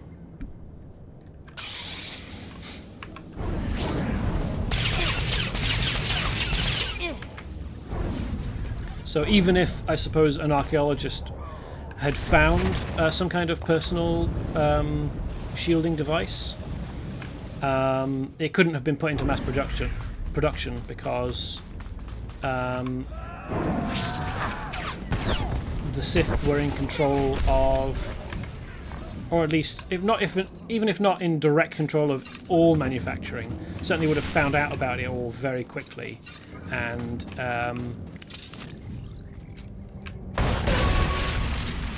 if anyone had started trying to manufacture personal shielding devices that would have made the war and the takeover more difficult, they would have been able to get in its way very, very effectively.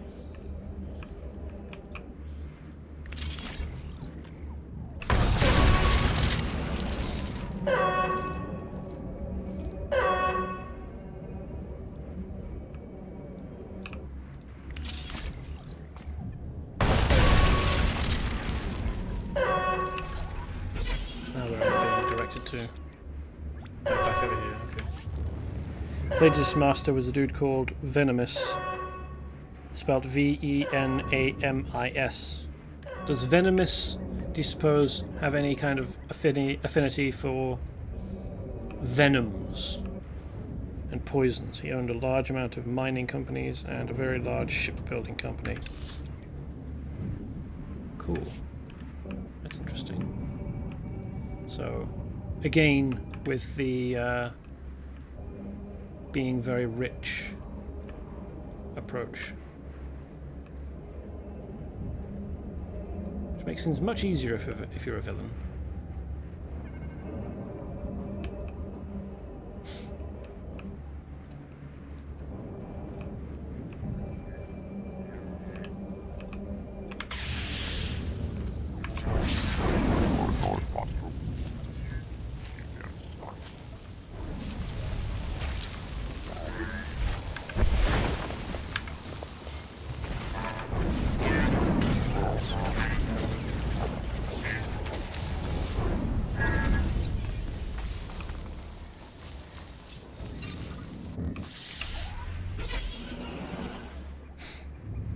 Venomous did have an affinity for toxins. What a creatively named villain, then. He would poison Force sensitives to the brink of death and see how long they could be kept alive using the Force and how it would affect them. Which is probably where Plagueis learned his life manipulation techniques. Oh, the smuggler phase.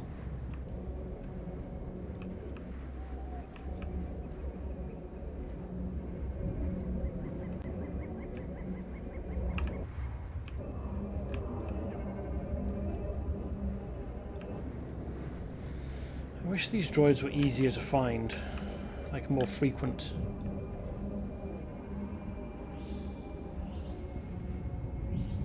Wandering around all over the place, looking for the things. There was one up here somewhere, the hill. Must have run out of rockets for the walker things and can't use them on the droids. It is if I could just rocket this guy with an anti-armor rocket.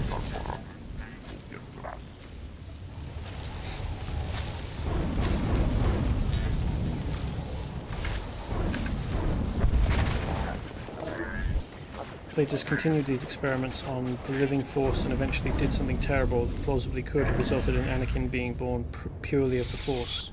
Yeah, I think I remember some suggestion that the official... that maybe Anakin was genuinely a virgin birth, or I mean, maybe not. Maybe Shmi wasn't a virgin, but hadn't had sex to conceive Anakin.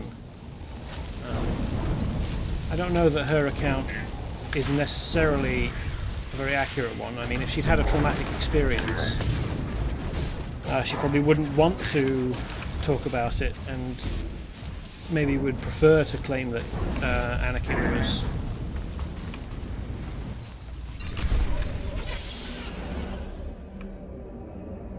virgin born, and that would be entirely understandable.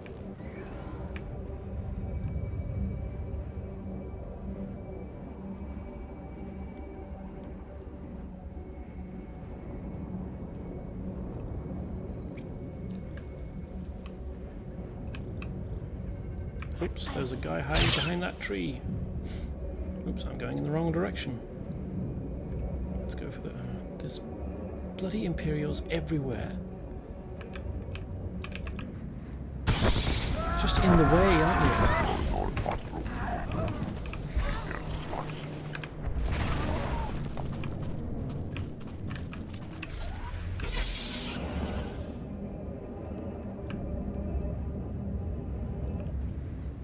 Oh, it is canon that he was born without a father, whether that's just because it's been prophecies, lol, or weird Sith experiments has not been confirmed. Okay.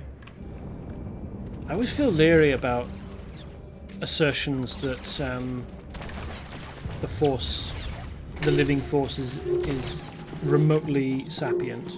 It's like, if it were, would praying to it not work? I've reached the rendezvous point, General Aves. Good work. The Republic's taking care of what's left of the Empire's special forces. Those commanders you ran into were Imperial Guard, the most elite fighting force in the galaxy.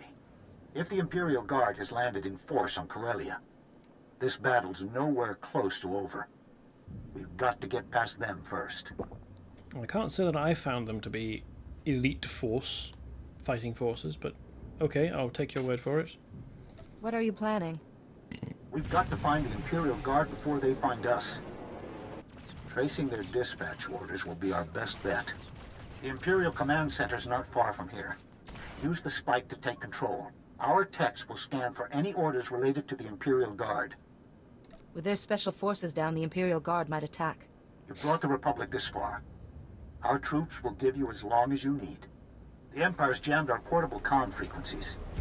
Use their comm station to contact me once you've spiked their systems. The command center is the Empire's last holdout in Axial Park. Get inside and find out what they're planning. Oh, where do I need to head to? Ah, not far then.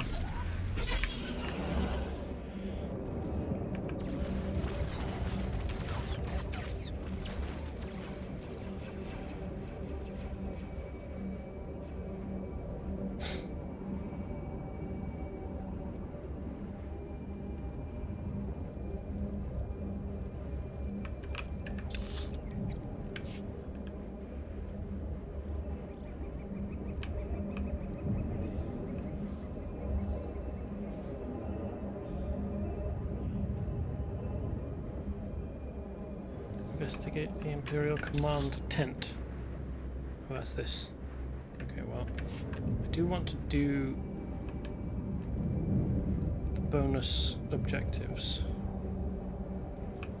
So let's do that first.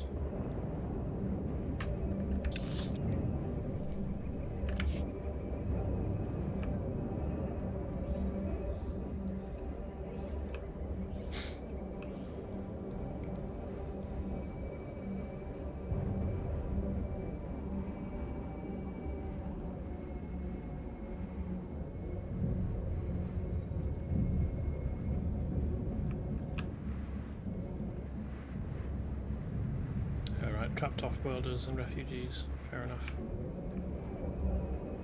I'm surprised they haven't been imprisoned by the imps. Maybe they're collaborators.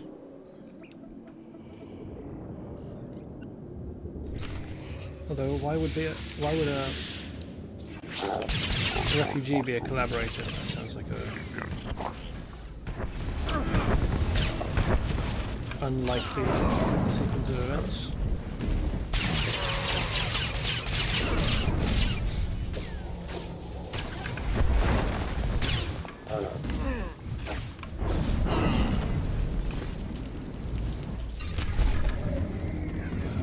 I have an Imperial code stick. Now what's this telling me to do? No more... Oh, hold on. Yes, there are more bonus objectives. Just happening slowly. Now what do you want me to do? Turn in the Imperial code cylinder.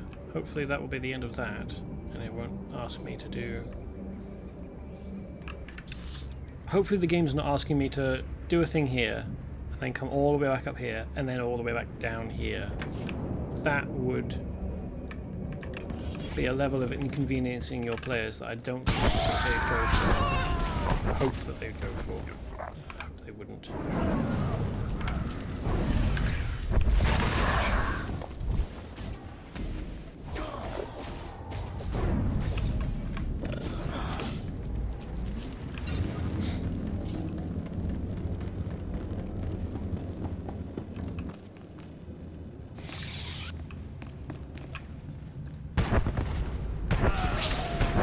Chaps, you ready for a bad day? I suppose it is the end of your active duty. Maybe that's something to look forward to, eh? You can rest at last in peace.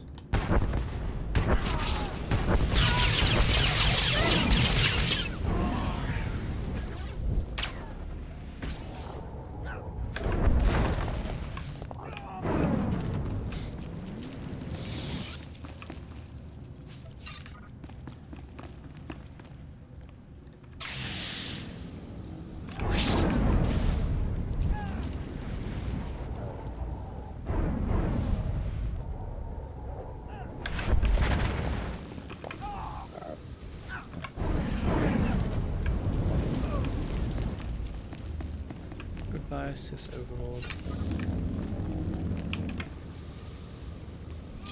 Nice fountain.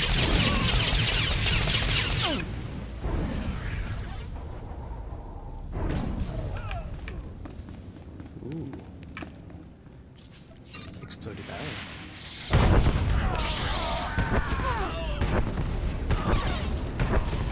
Oh, thank you. I would rather not.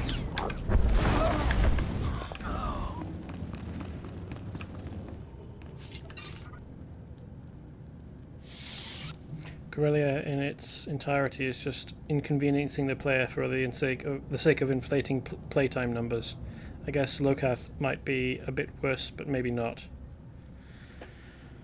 Oh, fun.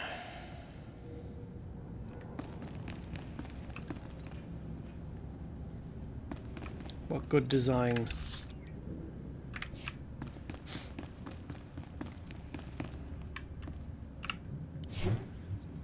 Do you get datacrons from Locath?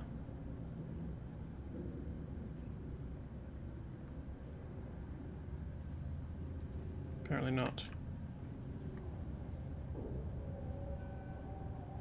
I've seen some indications of how to get the fleet datacron, and it seems like it's a huge investment of time for players. A lot of trouble just for one datacron.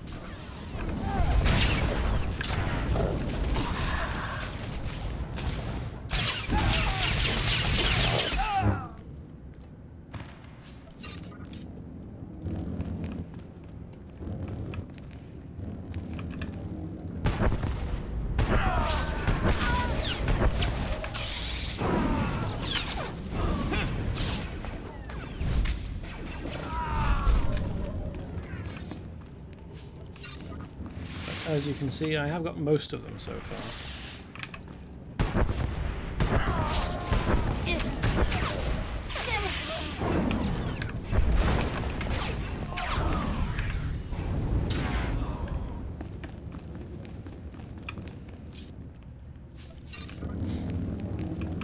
Fleet Datacron requires 4 people, parkour skills, and just a bit of luck.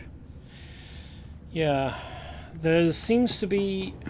I mean, I've complained about this before, but for a game that requires parkour skills to puzzle solve, to get datacrons, the game sure has shitty jump mechanics. Like, you really have to be very careful. The spike's in, General. You should have access to the Empire's systems. Our techs are hacked in and ready. Now let's see where the Imperial Guard's been hiding. Imperial Guard orders are being transmitted from the Museum Republica. Looks like they want to hit us where it hurts. That rules out aerial bombardment, or a major assault. One stray grenade could destroy centuries of history. I did see a video of a person soloing the Fleet Datacron, but it was a few years old, and I think that skills have changed since then. I think they were playing as a sharpshooter or a marksman or whatever that smuggler type is called, and they were rolling across jump gaps, and the movement mechanics absolutely do not lend themselves to movement-based puzzles. Yeah, no. I'm not very good at platformers and like three-dimensional puzzle solving, but I could tell that even with my mediocre skills, this is not a game that lends itself to platforming. So quite why they haven't given every class the ability to like super jump, with the explanation that's either the Force or rockets. I don't know. Perhaps they just enjoy... Perhaps Bioware just kind of has a technology that connects to you, the player, through the game, where your frustration jumping provides them with some kind of energy, like maybe creative energy that they use to get better butt shots, or like maybe it's just something mundane like electrical energy. Does the Imperial Guard have any weaknesses? They're isolated from the rest of the Empire. They only answer to their commanding officer. These dispatch orders come from Commander Tainer, head of the Imperial Guard. Commander's the one with the battle plan. If something happened to him, it would take time for the Imperial Guard to adjust. Have you faced Commander Tainer before? He's ruthless. Officers have surrendered rather than face him. If the commander's smart, he'll post a few men at the door and hide the rest in the museum. Move fast and stay sharp. The Museum Republica's collection dates back to the founding. Spare anything you can from the crossfire. The less mobility your characters have, the less map you have to design. That is a good point. I don't like it, but it makes sense. I mean, they've designed a lot of map already for you to jump about on to get datacrons. You just have to make the walls high enough that you can't jump over them. Or I mean, invisible walls. They're not above invisible walls, or like the walls around the Dune Sea on Tatooine, where you've got exhaustion zones. Being able to jump far or jump high wouldn't help you much there. Let's hope the Empire hasn't taken anything of value. The whole museum's valuable. But they won't have it for long. Get inside the museum and find the commander. I'll send reinforcements as soon as I can.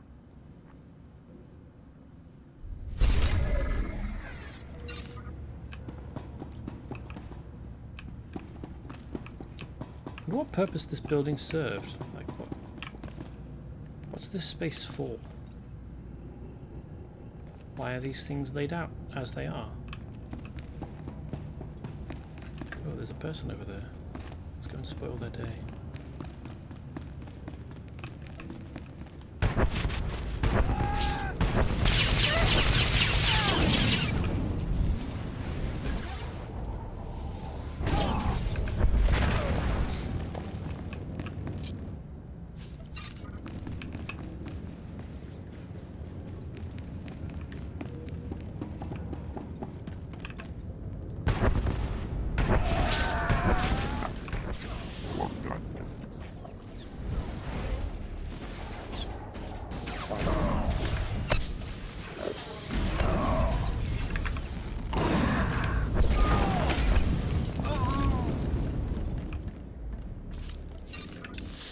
Where am I going now? Up here, okay. I can do that, that's not very far away.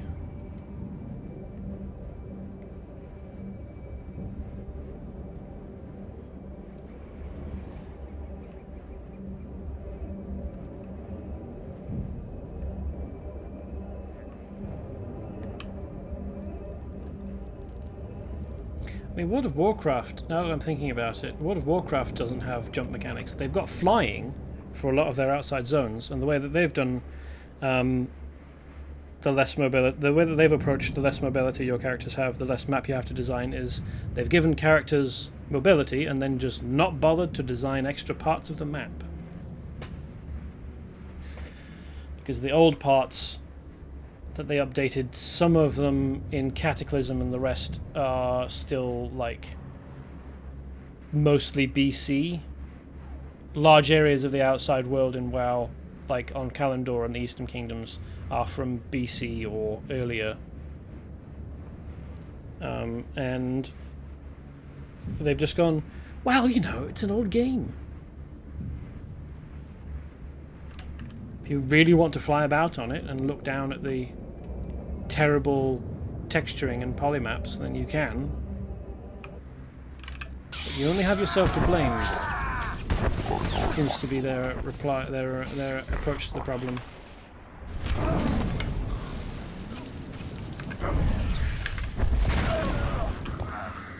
I'm not saying that their example should be followed.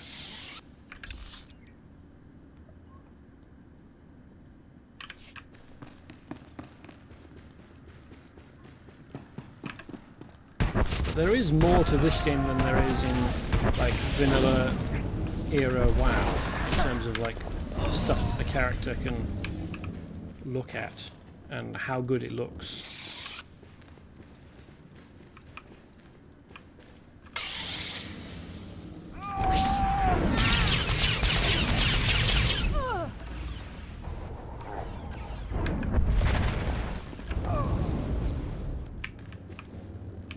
Can I get that barrel?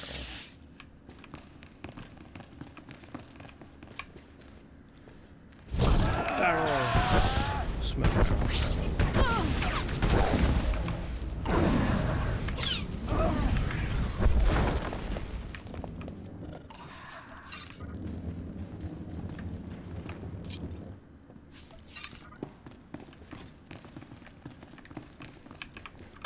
There are definitely parts of DCUO that just are obviously under-designed. And this is a game where your characters always had mobility from very low levels. I mean, even like Champions Online and City of Heroes. Well, no, Champions Online is a bad example because you gain mobility very early in that as well. But City of Heroes, you gained your travel powers at like your proper travel powers, not your like rubbish slow might as well walk travel powers at like level 14, so you should have been partway through your level experience anyway.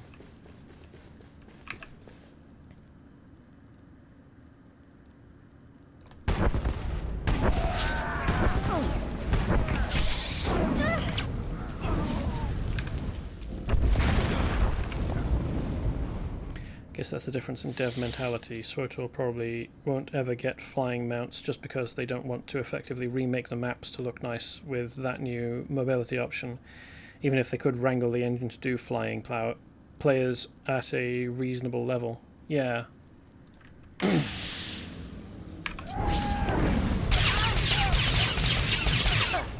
mean, flying would basically...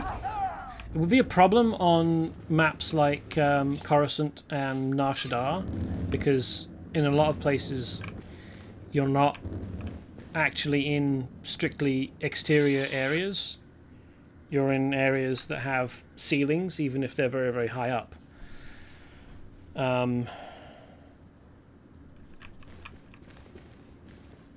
Which I can only imagine would cause problems.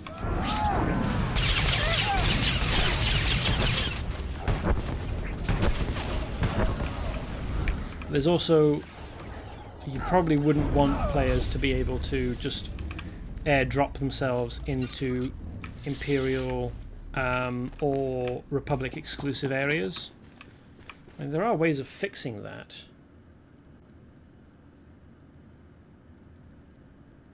They could just look at WoW for examples of how to do it. If you fly too close to the ground over a horde or well, some horde or alliance areas in WoW, you get shot down.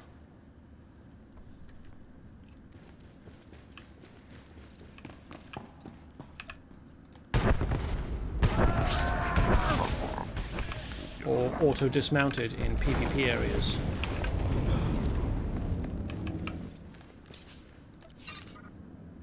Which is a real pain if you're in Wintergrasp. And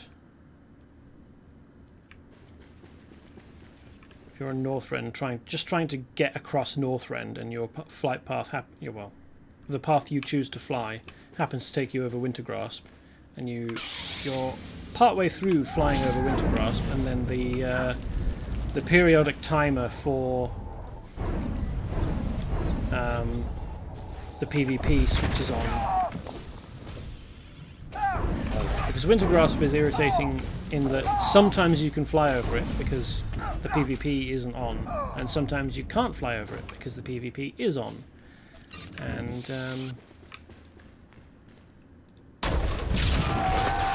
so these giant stone eggs don't care about being frozen in carbonite.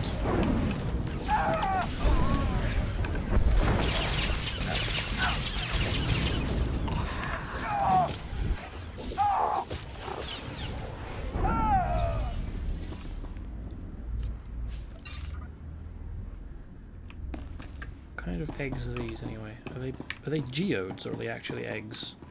Like fossilized eggs or something? There are ways to fix any problem, but usually they involve significant amounts of dev time which the team can't afford. Also reasonable.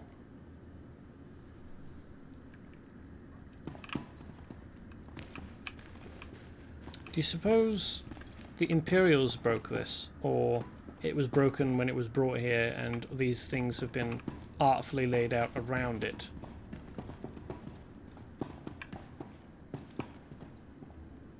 I probably shouldn't be walking on the exhibit anyway.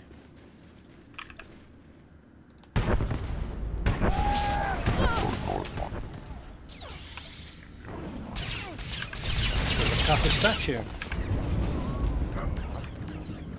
The sort you might find on Belsavis.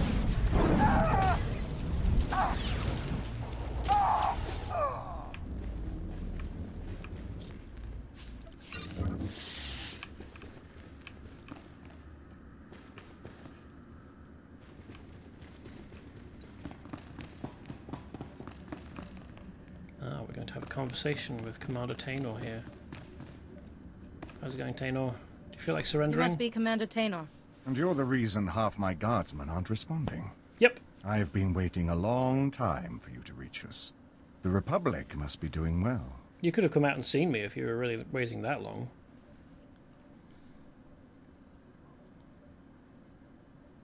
The Republic has the Empire cornered.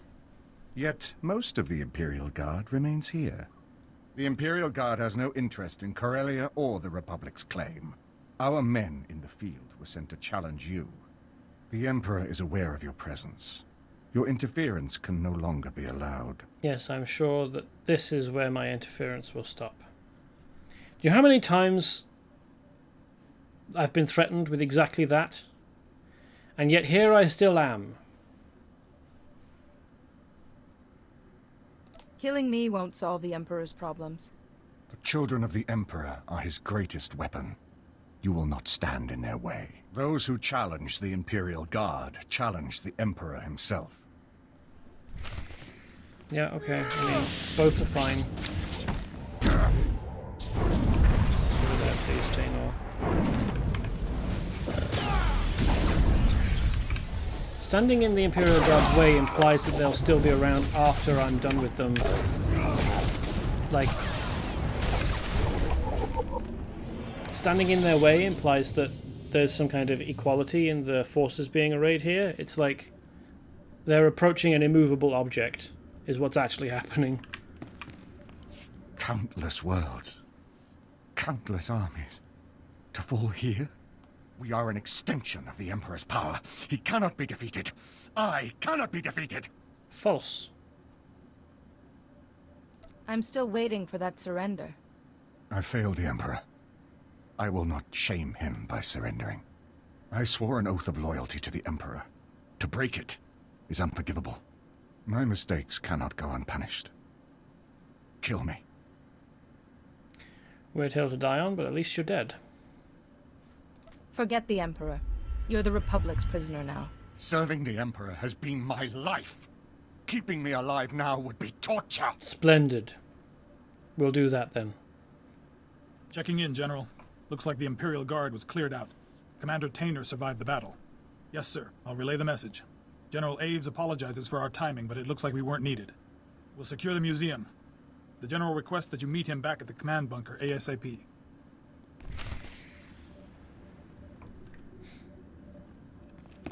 You break into a museum and use it as a command post, but you've got to put your banners up just to make sure everyone knows who's in charge here, haven't you?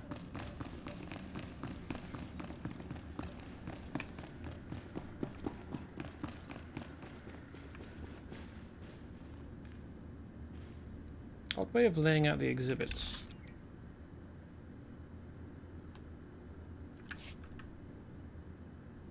It feels like the route leads to this room, which of course it does. That's how it was designed in the game, but it doesn't really make for believable design like in universe.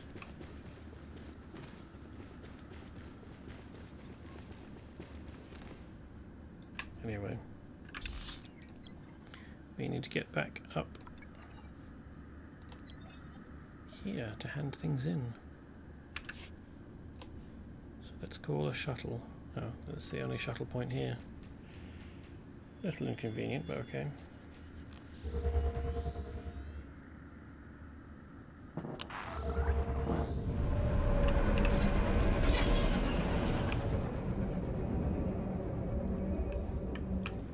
Take a look at the stock. What can I get you? Let's offload this random junk.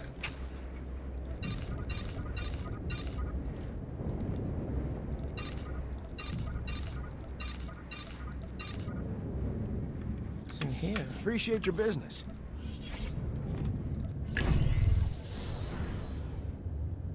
Ooh, that's an upgrade. Let's claim that. And disintegrate that, because I have no use for it.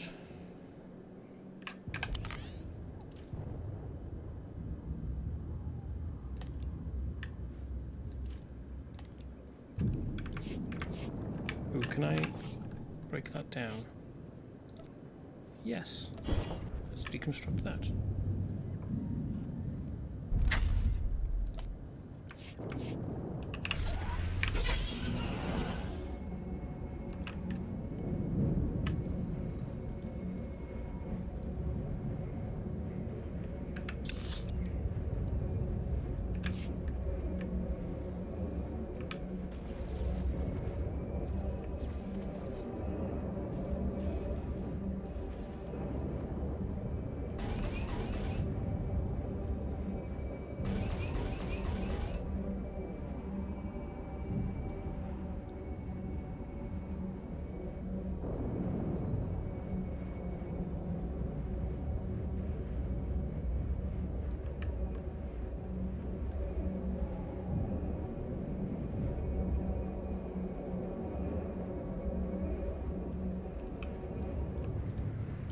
I made sure your engineers got the job done.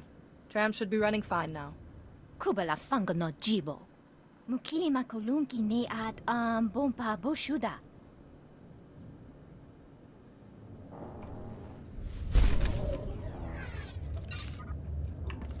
Cool. This doesn't seem like a very efficient, very effective blockade tool. I think the Imperial ones are better, because like this, it's not much top heavy, but it's slightly top heavy. Like this dimension of it is not. I feel like it would be relatively easy to tip this over. Easier than it should be. Easier than would be safe. I mean, these do help a bit, but not enough. You could pull that over. Depending on how heavy it was, I imagine one person would be able to pull that over if they got close enough. And quite how it would survive a explosion, I'm not sure.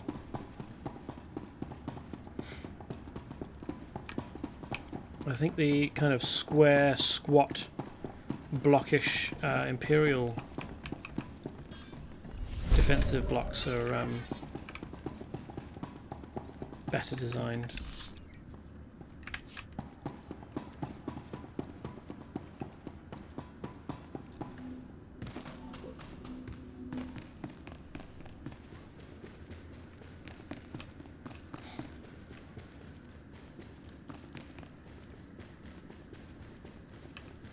Those Mandalorians won't be troubling you anymore. I heard the cheers when the first statue came back.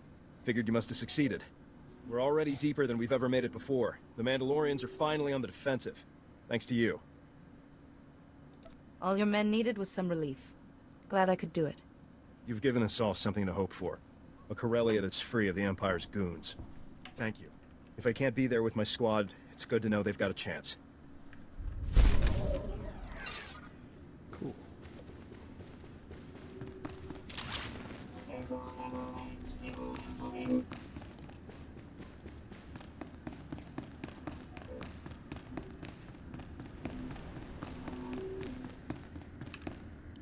You've arrived just in time to witness the final troop deployment into Axial Park. The Empire's making a last stand. It might get messy, but we can hold our ground. Commander Tainer's already been transferred off-world. A lot of people wanted him dead. His capture meant more than his death. It definitely affected the Empire's morale. When they stumbled, we made our move. With Axial Park under control, Capital Square is just a tram ride away. We've already started planning our offensive. The legislature will be our primary target. The Empire's turned it into a fortress. It'll take more than firepower to get inside.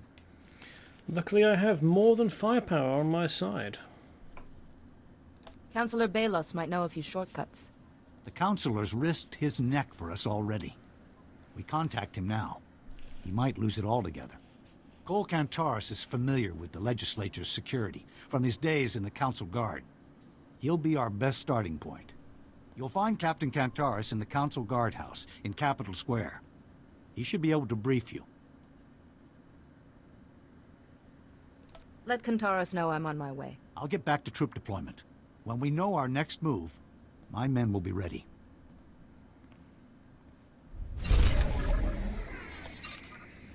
Cool. He even gave me a pair of gloves. That was nice of him.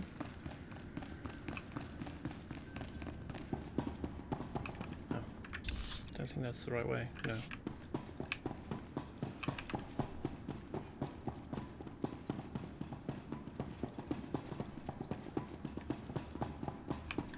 That's interesting.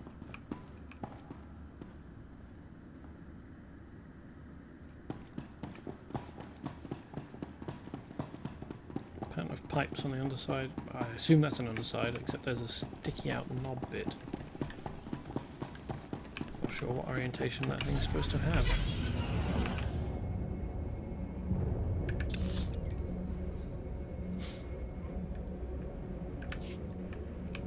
I suppose that I could shuttle to one of the one of the points that are nearest.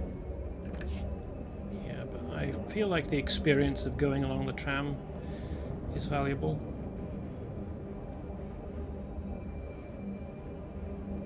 It allows a viewer to maintain continuity between the areas,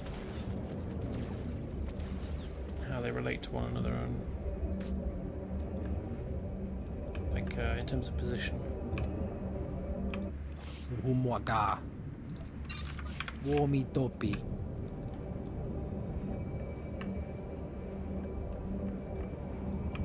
Welcome. Please select an available travel route.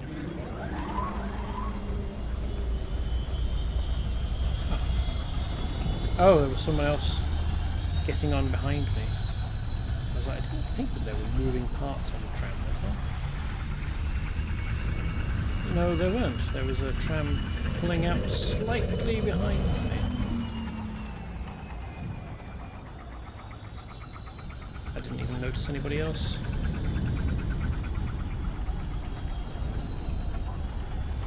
Arrived to get on a tram behind me.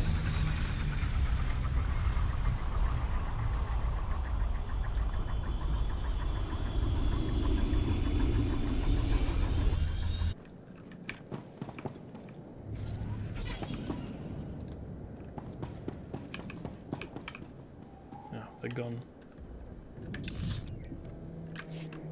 Couldn't target them quickly enough to give them a buff.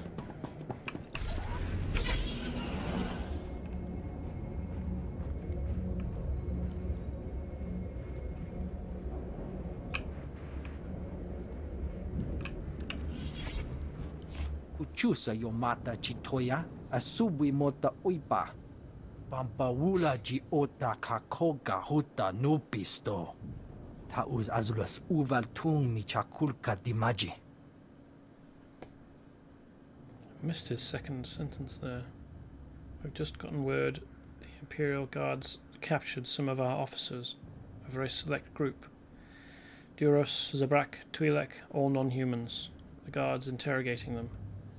Thinks we're weak, easier to crack, ignorant scum. Be thankful your officers are still alive. Mokili moklanki. Nik mi chawa welmo. Kabano tase makipuna. Mali tuta odmishka.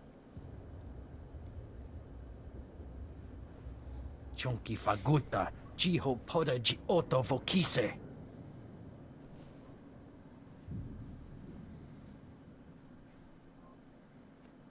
What can I do to help? Buka kampak nijit. Tonka yiliska chanaga. Kupa tonti toki maki chisa chubolo wawuni.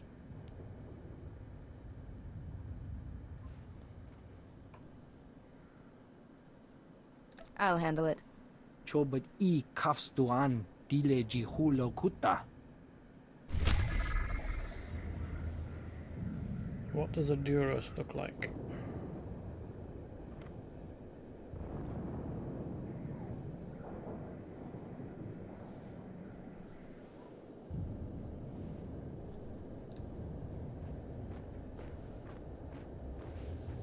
Ah, one of those guys. Kind of reptilian, no nose.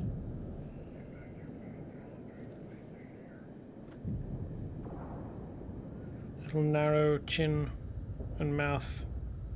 Kind of green skin. Some of them got grey skin and kind of a bulbous Head. Bold. Okay.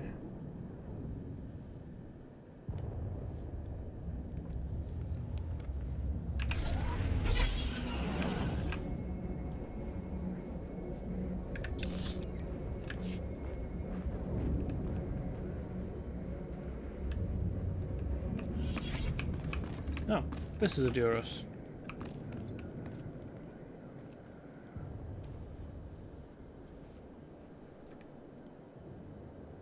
No pupils. That's interesting.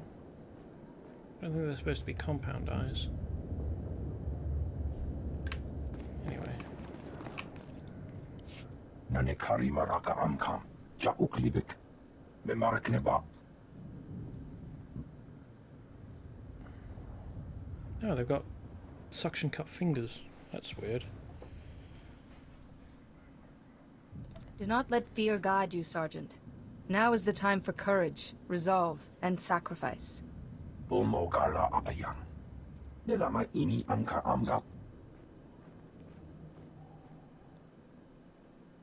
Memua pemguana. Kumia yang mem gamba paka.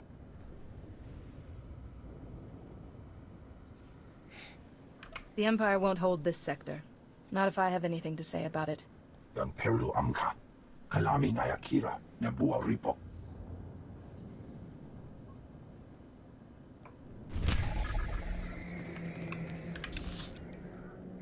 That's all over here.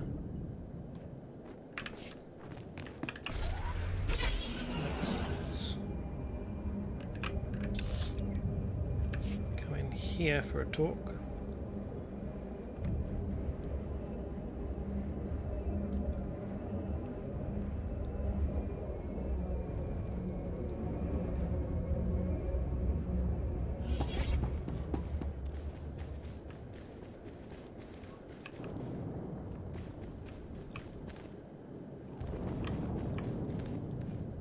Squirrelman. Ti yarshomech shomush utesho meotshoni. Yahened batecheb bumeshevet batisa et kolum batepk. Yati ma macha abdesho chembe ye meisho. Diplomacy is usually my area, but circumstances can warrant exceptions. Lumen, hayadatem et yichamamu. El dani ze chochka prostibin haundele brami shakamti. Remesamu husho elachem Yehuda. Ochlum seba machati larem et chul.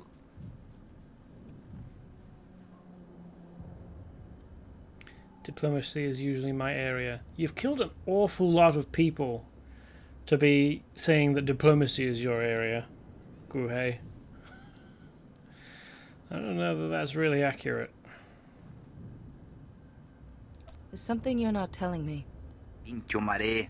Habet ma shomaniforus. Hakoshobush ush toshul dispu.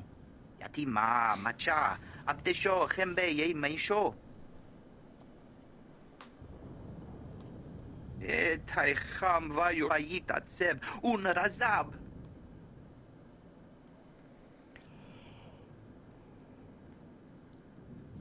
We can solve two problems at once, so much the better. Akbin seroresho enai be'et tene. Remesamu husho elachem Yehuda. Ochlum seba machati larem et chul. That's fine, I'm sure I can manage them.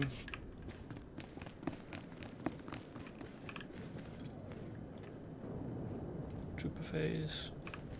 Jedi Knight phase. Consular phase is there? No. Okay. Just 3 rooms in here, so who's left out? Smuggler. Smuggler doesn't come to this building, apparently.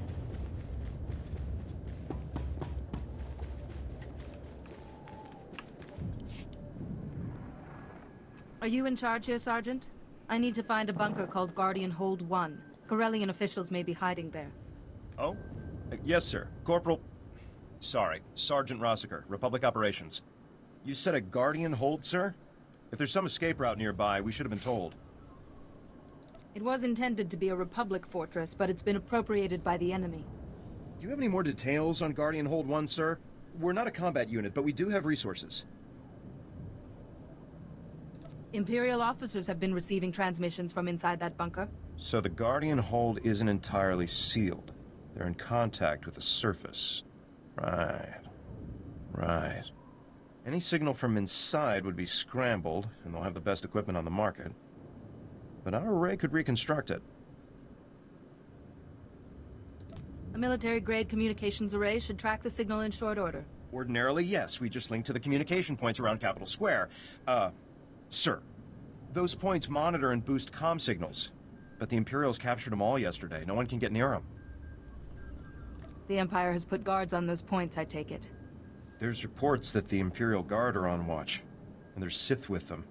The Empire knows those communication points are valuable. It'll be a bloodbath. I'll leave most of the communication points to my army and take the rest. Some of the comm points are on rooftops. It'd take too long for one person to fight up to them. Even you, sir. Have enough Eshka for rooftop points. You take the rest. Sir, when you've retaken the communication points, just switch them to this channel. A few seconds will be enough. We'll do the rest, though I'm afraid the hard part is up to you. Please be careful.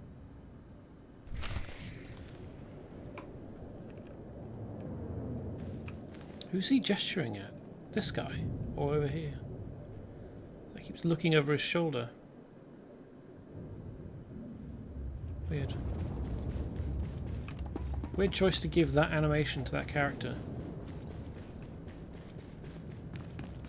And have it happen so frequently.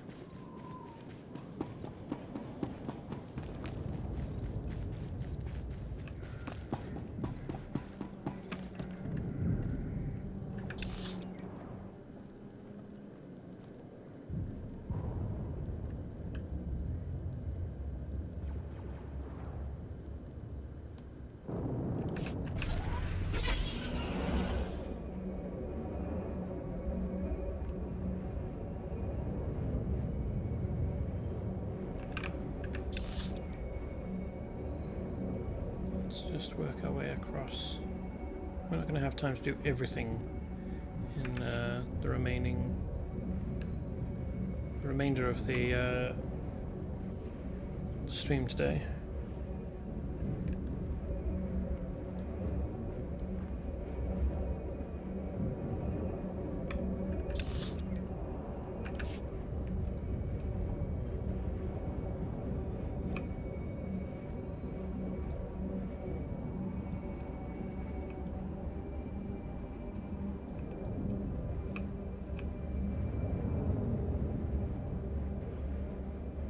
Hopefully I can get up there.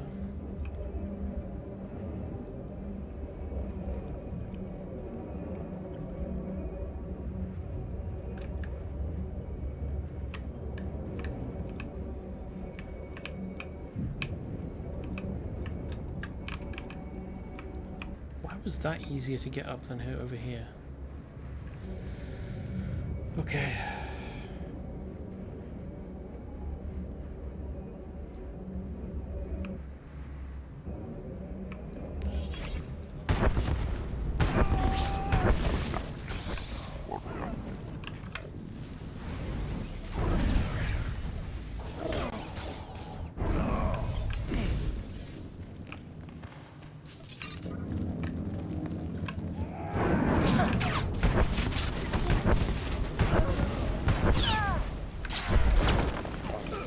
There was a guy over there. I didn't even notice.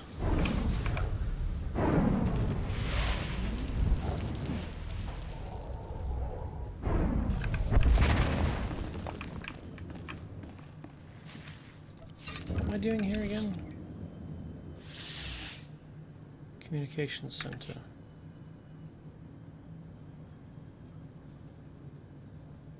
Keeping a secret? Is that what I'm doing?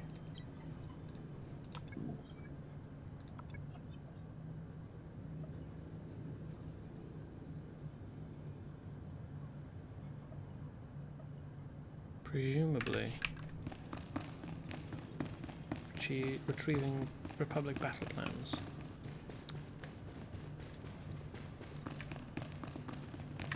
Oh, maybe I could have checked the objective here. Yes, keeping a secret.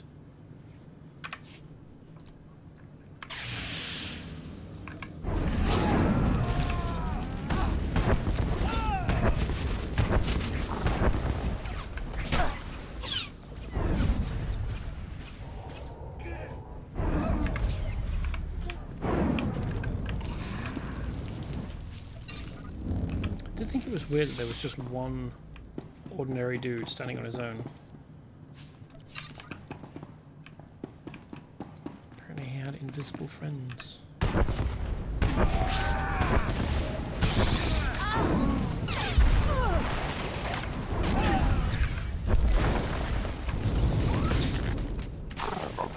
We have someone coming to join us here. You have a scrap as well, do you? Do you have a good time? Is it fun?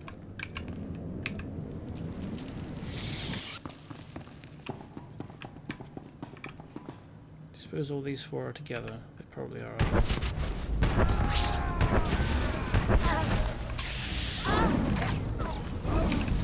Thank you. Why did that go off? I didn't need to, since he got distracted by it.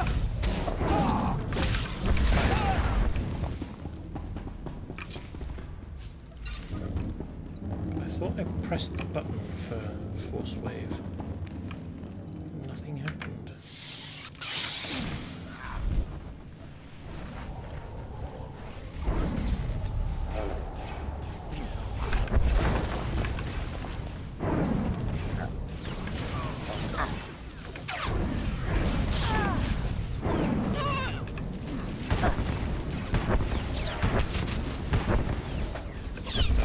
That actually did. In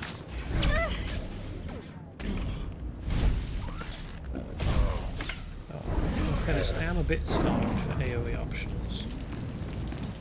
Basically only got 2.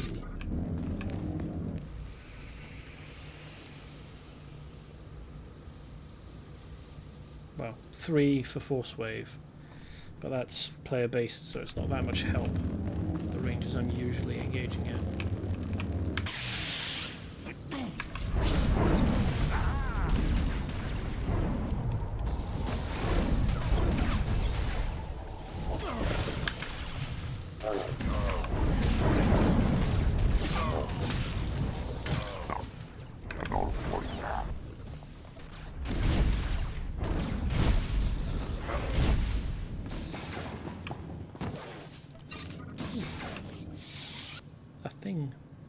It's not much use, but I can break it down.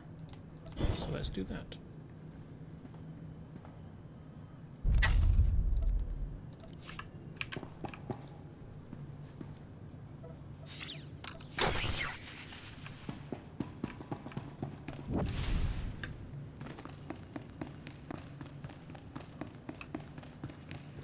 Surprised this rug doesn't just slowly slide down this slope. I would imagine that the materials of the floor underneath are slick enough that it probably would. I can't believe I didn't notice that on both slopes. Especially with people walking on them, providing friction and force downwards, whether they're going up or down the slope. Maybe it's bonded in place. Somehow. Super strong sci-fi glue.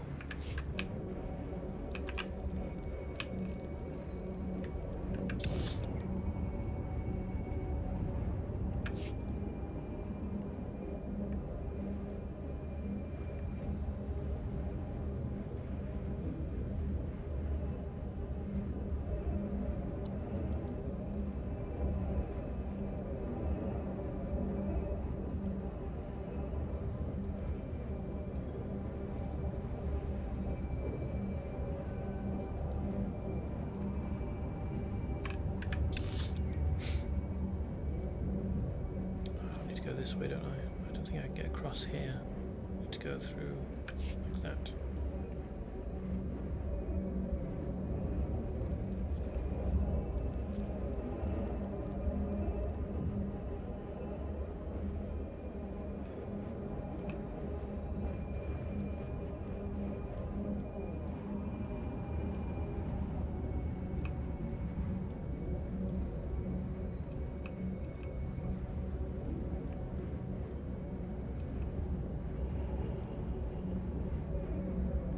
Names like, well, back there they've got names like Ambusher, Mugger, Looter. They've obviously decided Discretion is the better part of valor. When presented with the opportunity to attack a Jedi Master, they were like, maybe not suicide on the options for today. If we don't attack this Jedi Master, maybe we'll survive long enough to mug someone else later.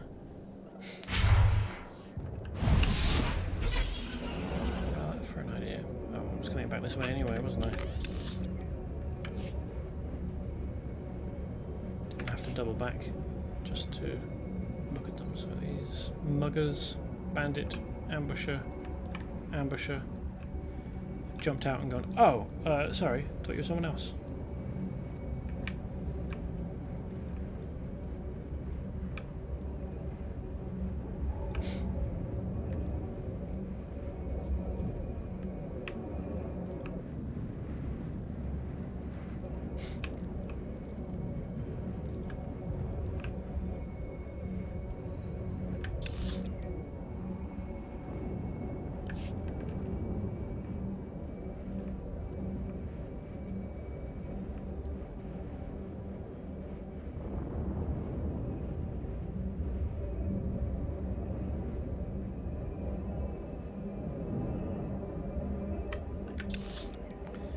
What am I doing here? Collecting shock collar keys.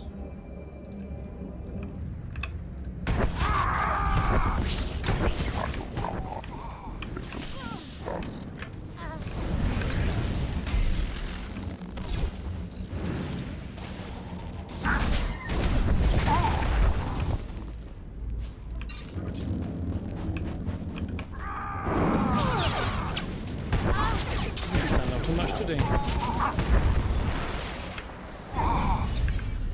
Accuse him of being an elite soldier. Went down just as easily as the ordinary foot slogger type.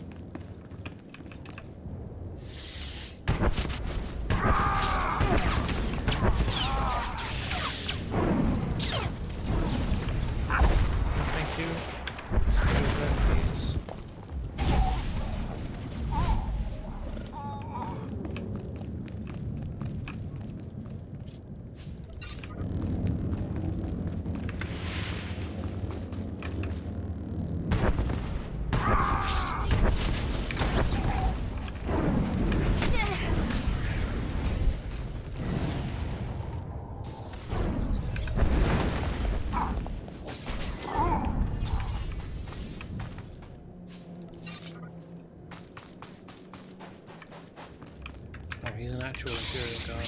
Okay. The other guys in red not count as Imperial Guards then?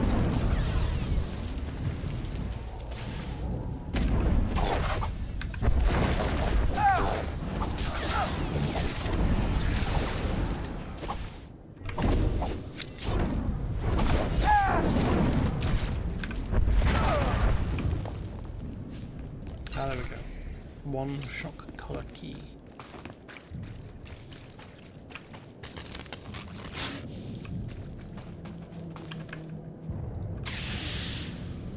I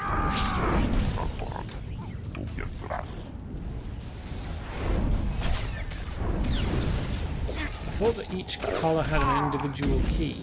Do I not need 4 different keys for 4 different colors? No, apparently not. Okay.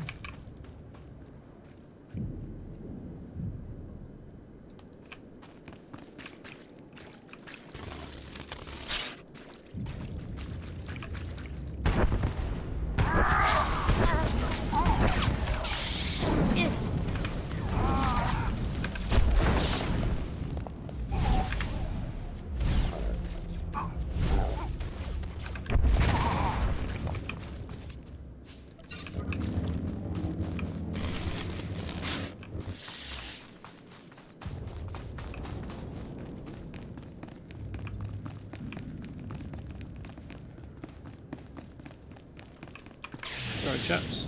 Can't. Oh, maybe I can. I haven't tried actually. Might still be able to rescue them.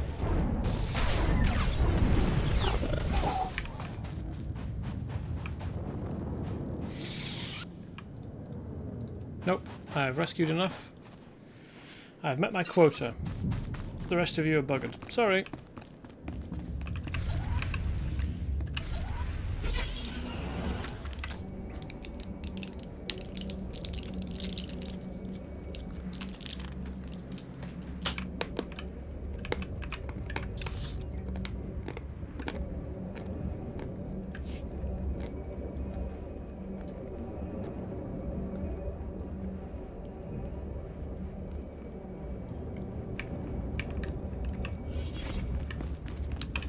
Terminal maintenance. I'm here to reprogram the terminal. Don't worry. This is routine. I'll be out of your hair in a minute.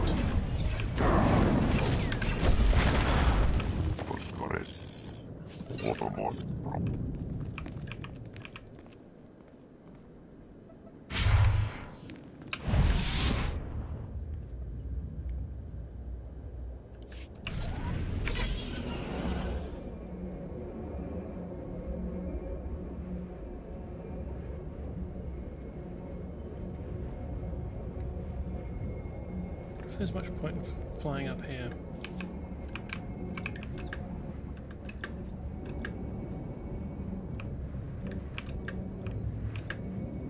No. Well.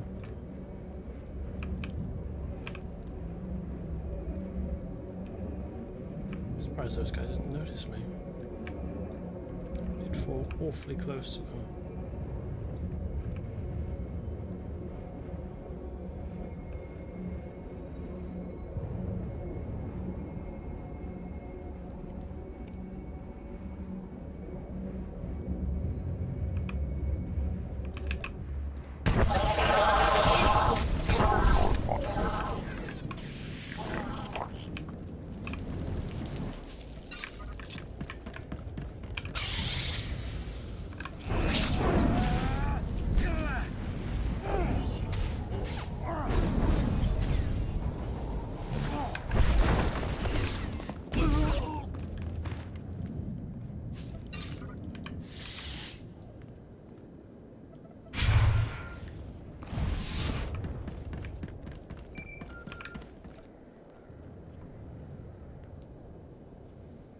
Sergeant Rossiker reporting. We're triangulating Guardian Hold 1 now, sir. Please stand by. Come on. Yes. Gaia, sir, this is our best estimate of the entrance within a few meters. And I'd recommend getting inside ASAP. Our reports on that zone look like trouble. Nothing worthwhile is ever easy. Looks like the Imperials are trying to barricade Guardian Hold 1, sir. I'm sorry. There's nothing else I can do. You and your men have already been very helpful, Sergeant.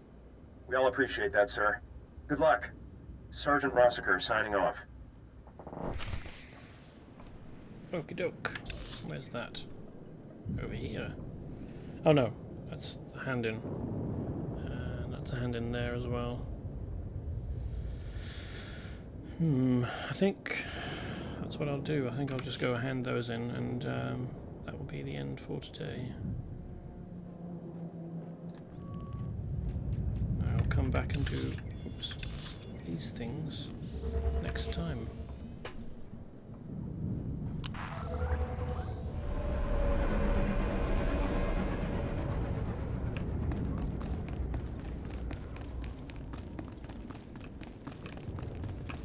I've got good suppliers. Only the best sold here. Feel free to browse.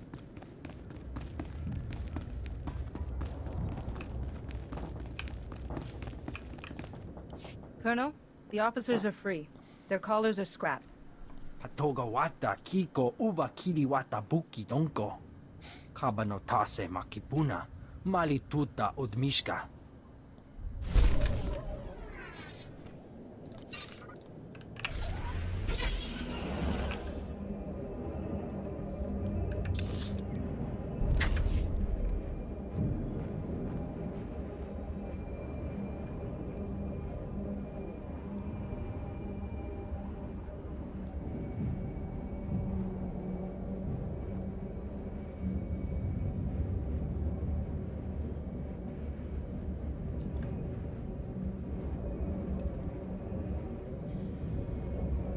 attend the little squirrel man's mission. I don't actually know whether they're rodentine or not. They just look a bit squirrely. Your battle plans are safe and sound. Remesamu hushoy lachem Yehuda. Ochlum seba machati larem et hul. Things worked out this time, but I doubt the Empire's going to give up on stealing Republic secrets. El danize chochka prostibin haun delebra mi shakamti. Okie dokie.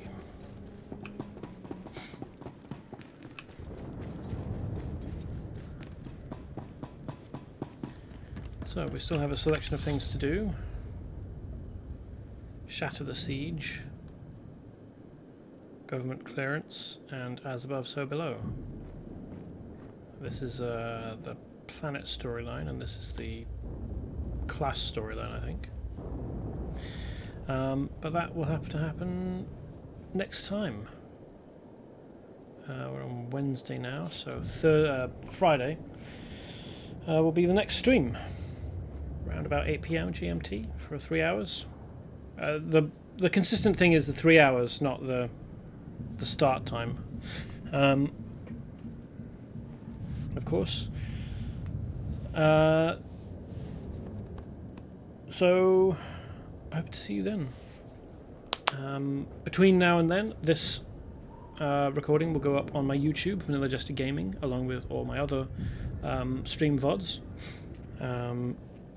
If you have a burning desire to watch me play the rest of the content up to this point, you can do so on my YouTube, and you can also find me on Twitter at Vanilla Jester. I attempt to tweet most often just before I go live, just to let people know if they're not following me, or just as one of the other ways that you can keep track of when I go live. I do occasionally tweet other things, and you can tweet at me if you feel like as well.